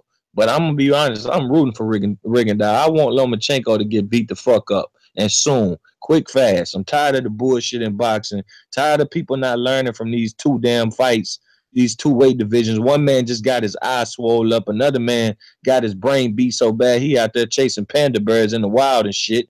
So why ain't we learned yet? This ain't what it need to be in today's era. Man rehydrated 1 fucking pound. The other dude already 8 pounds and got a whole day to do the rest. Stop the bullshit, man. But I'm Team Rigo. I've just got to be logical. I don't think he can win. All right. Scorsese, thank you to you. Andre Diacono, shout out to my boy Andre. He received 2016's Pound for Pound Supporter of the Year, and he continues to demonstrate that. Coming through on the Super Chat, Matt. Looks like you and I may get to eat some Texas barbecue early January. Super Chat is in effect. Andre says 400 heads watching on a snowy Saturday. Damn, at 1 p.m. Hashtag TBV. Hashtag Fight Day is right. So all we need now is for all of you guys watching to hit the thumbs up button. I know some of you guys are watching on your TV. You're like, I'm sorry, Ness. I'm laying in bed. My wife's right here. I'm under the cover. Grab your fucking cell phone and hit the thumbs up. All right, buddy? Hit the thumbs up. And then when you grab your cell phone, just let it play as well on your dresser. And that's 2 views like Thurman's 2 belts. Look at Matt laughing and shit. Let's see what we got out here. We're going to Mosquito in Boston. Mosquito, what up? Hello? Hello? Hey. Is it me you're looking for? Take yourself off Bluetooth. Yo. Try not to use the Come on, man. speakerphone. I got some shit to say about this fight, man. Well, go for it. Well, I think that Rigo is a more elite fighter as far as with the experience in the amateurs, even though they have the equal amount of, medals. I think that he's been more avoided by all the elite fighters at his weight class. He has already looked to fight against Loma at his weight class or the 126. The 130 weight class was actually the best case scenario for Loma, so that's why he's like, fuck yeah, I even give you that handicap, boss. I really don't give a fuck. I really believe in my superior skills. As far as Loma's, technique, he also, I'm a boxer myself. I'm from Boston, and 90 seconds. People use a high guard. It's easier to shift your body from side to side to counter them, to use that technique which the Matrix used to hit in various amount of punches, but that is not really going to work with someone who has a guard like Rigo. Rigo don't use the high guard. Rigo use the shoulder roll just like Mayweather. He makes sure that he sees every 60 seconds. Because people, if you are a boxer, you know when the guy's gonna. If you're aware and you're how can I say, composed to see what punch is gonna come before he even throws. So therefore, you know the actual count that you're gonna throw before he even throws that punch, or the various amount of counting. That's what Rigo does, and he realizes, I know what he's gonna do before he does it. I've seen this style of fight a million times in the amateurs. Loma's a very active. He throws a lot of punches that really don't mean shit because he don't throw anything behind those punches. He's trying to set up a certain punch. Roman Martinez So would that's disagree. Well, I mean, they could. 10 seconds. I know for a fact that what Rigo does has worked against many fighters. including that last fight that everybody talking about, Flores. Flores, that first round, threw about 100 punches, couldn't land one, and all of a sudden, Rigo just stopped his ass. You know, yeah, he used his right hand to hold the dude's head, but that was after a punch. That was after a punch that he threw. And you're punching after the bell, just like Rigo. Damn, talk about ironic. But that was your 3 minutes, bro. You, like I said, you're swinging after the bell. Thank you for calling in. Really quick, back to the super chat. I'm so grateful for you guys. I just can't believe this. Shout out to Joel too, because he's a super troll. This guy is always on me, but it's he's making it okay because he super chatted and he brings the message for you guys. He said, I guess it's only right to donate since I'm always trolling Ness. It's all love.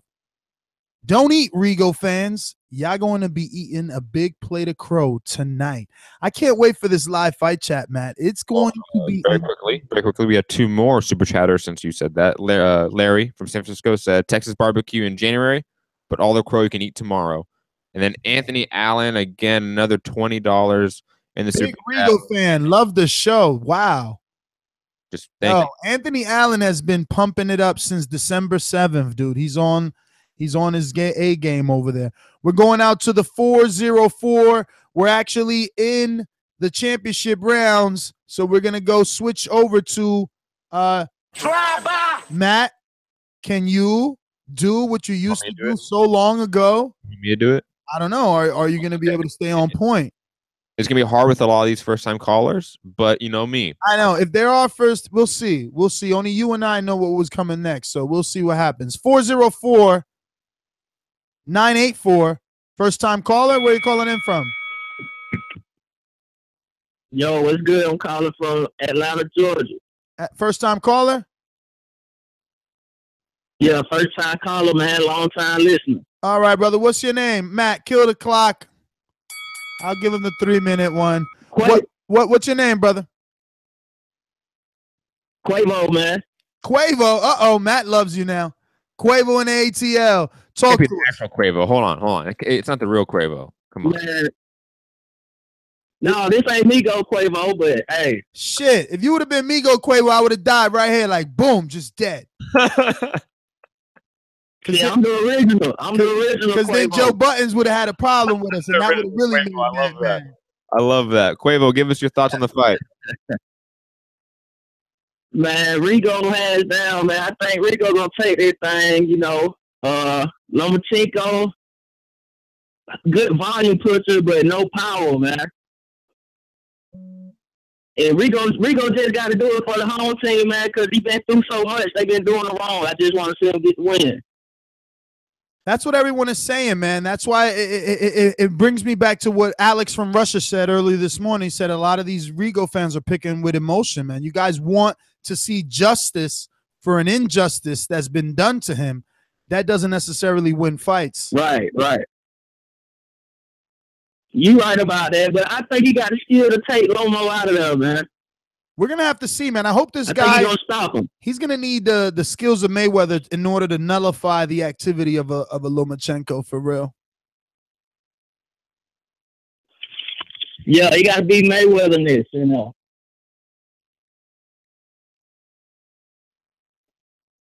Well, all right, brother. Quavo, NATL. Gracias, my friend. Thank you for calling in. Ladies and gentlemen, do not forget to hit that thumbs up button. If it's gray, turn it blue. And don't forget to subscribe because we're going to be bringing you a live fight chat. And whenever those shots start landing and we all start going crazy, you want to be able to at least call in between rounds when the camera's in the corner and they're showing you pictures of Pedro Diaz and you're not Spanish. What the fuck are you doing listening to that? Call in and let me and Matt know who you thought won that last round, or at least grab your cell phone or your iPad or whatever you're using these days and drop a comment and say, damn, Rigo won that round. Loma won that round. We want round by round scoring as we're calling it. We're going out to the 540-268-540-268. Talk to us.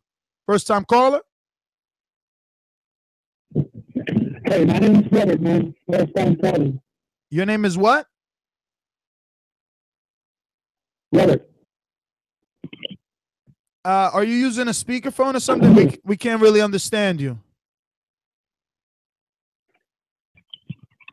Yeah, can you hear me now?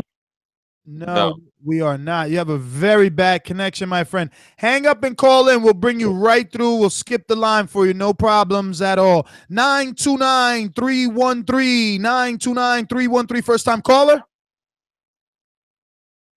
No, Ness. It's QB. I'm back, baby. QB, what up? I'm back to stay. It's been a minute, what B. up, I'm back to stay, though. I hear you. Yeah, I know. I got everything. Look at this. Look at this. Yo, I got Rigo.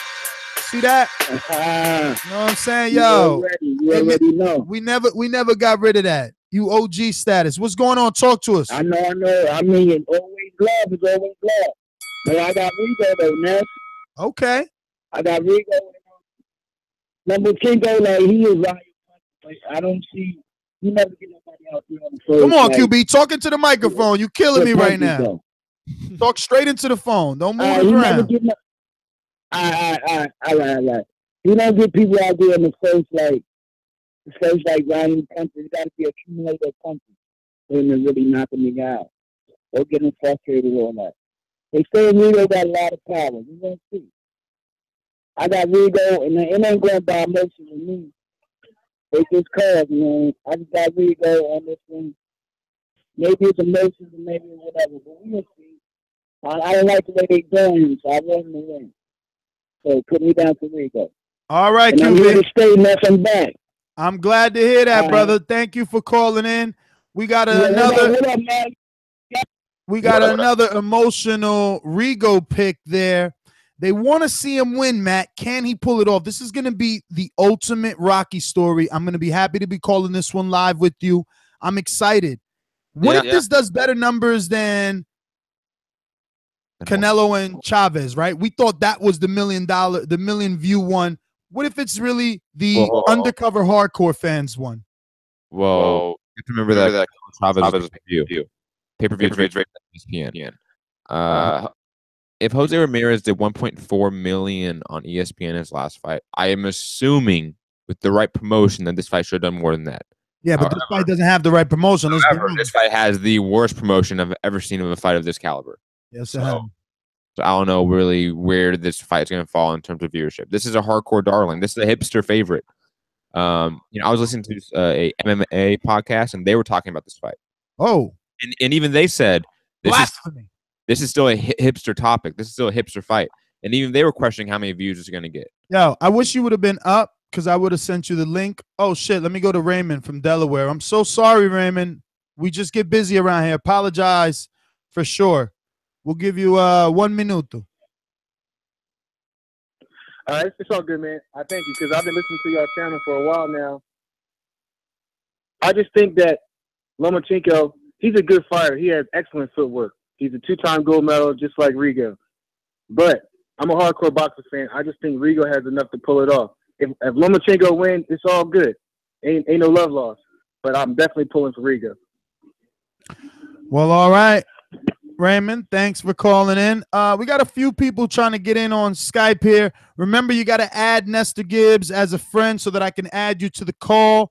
Nelson, if that's you calling in, let me know so I can add you. Is this? It looks like it might be you. Yep, that is today. I don't know.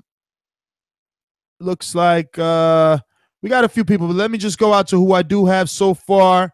I have no clue how to pronounce your name, so I'm going to go with the J, all right? Jay, where you calling in from? Yeah. I'm calling from London, England. London, all right. Jay, talk to us, man. Yeah, I want to talk about this Loma Rigo fight. I'm really looking forward to this fight. I'm a fan of both fighters. I don't know if that's allowed because it seems like people are the extreme one way or the other. What I would like to make comment on the fight, though, is I don't believe Rigo is going to be able to keep up with Loma. Although I do like Rigo, I think the jump to 130 is too much for him against Loma, who's looking huge, judging by what he weighed in at as well.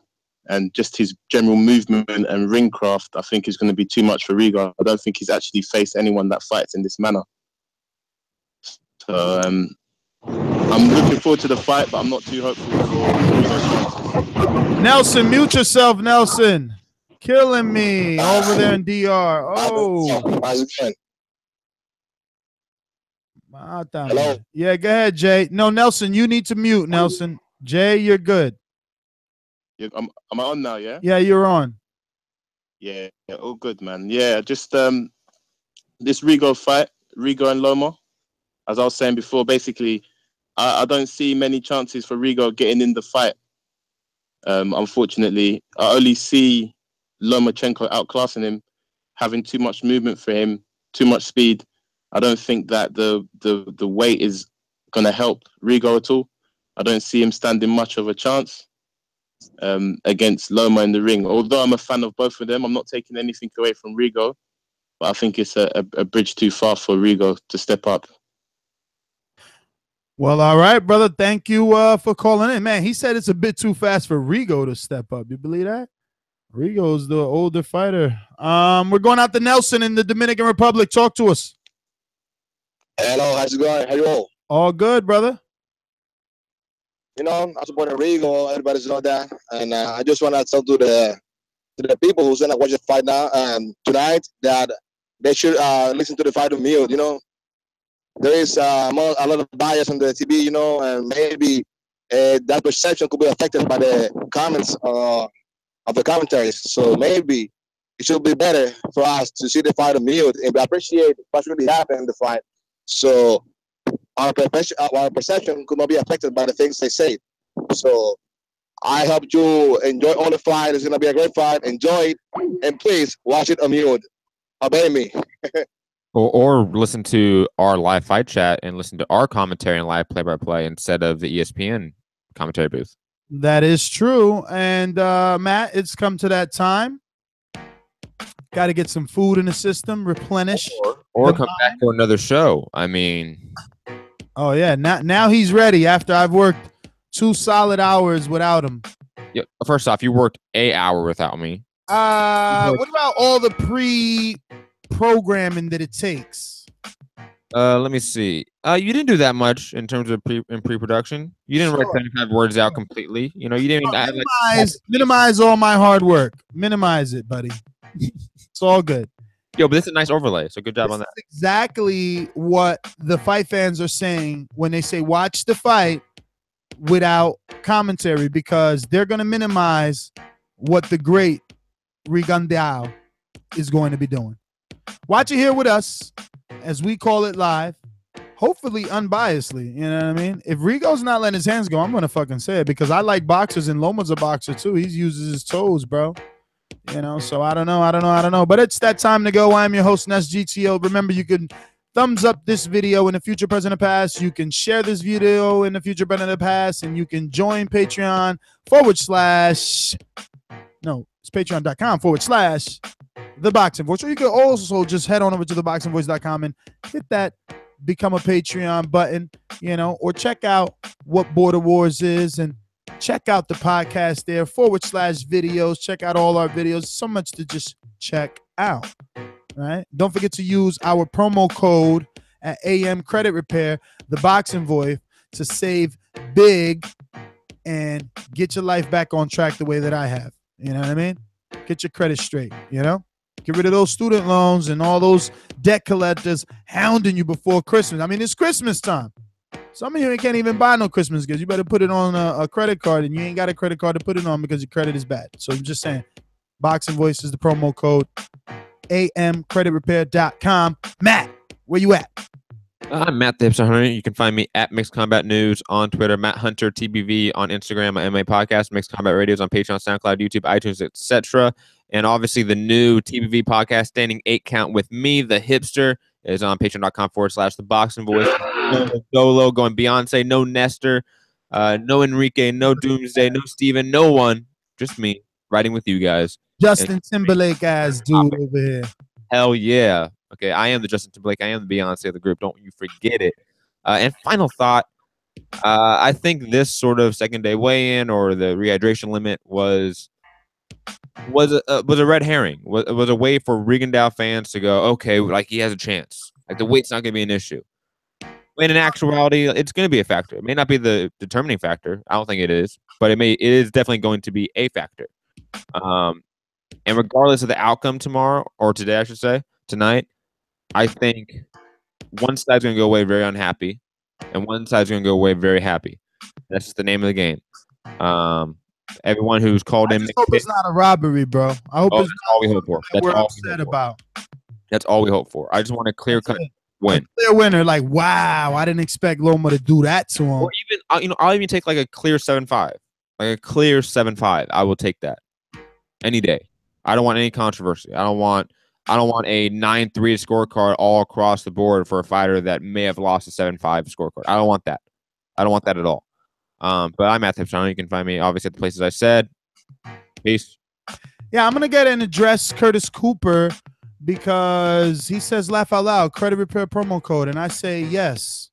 Yes. You know how many people are ashamed of their credit? I dare you to post yours because I'm happy with mine right now. I can do that. See, I can post those high 700s and have this smile showing all my pearly whites. Can you? And can everyone in your circle? Ask yourself that. How new is your car? When's the last time you've been rejected for something you applied for? Let's not laugh out loud. Let's look in the mirror, as my boy Michael Jackson used to say. I'm out.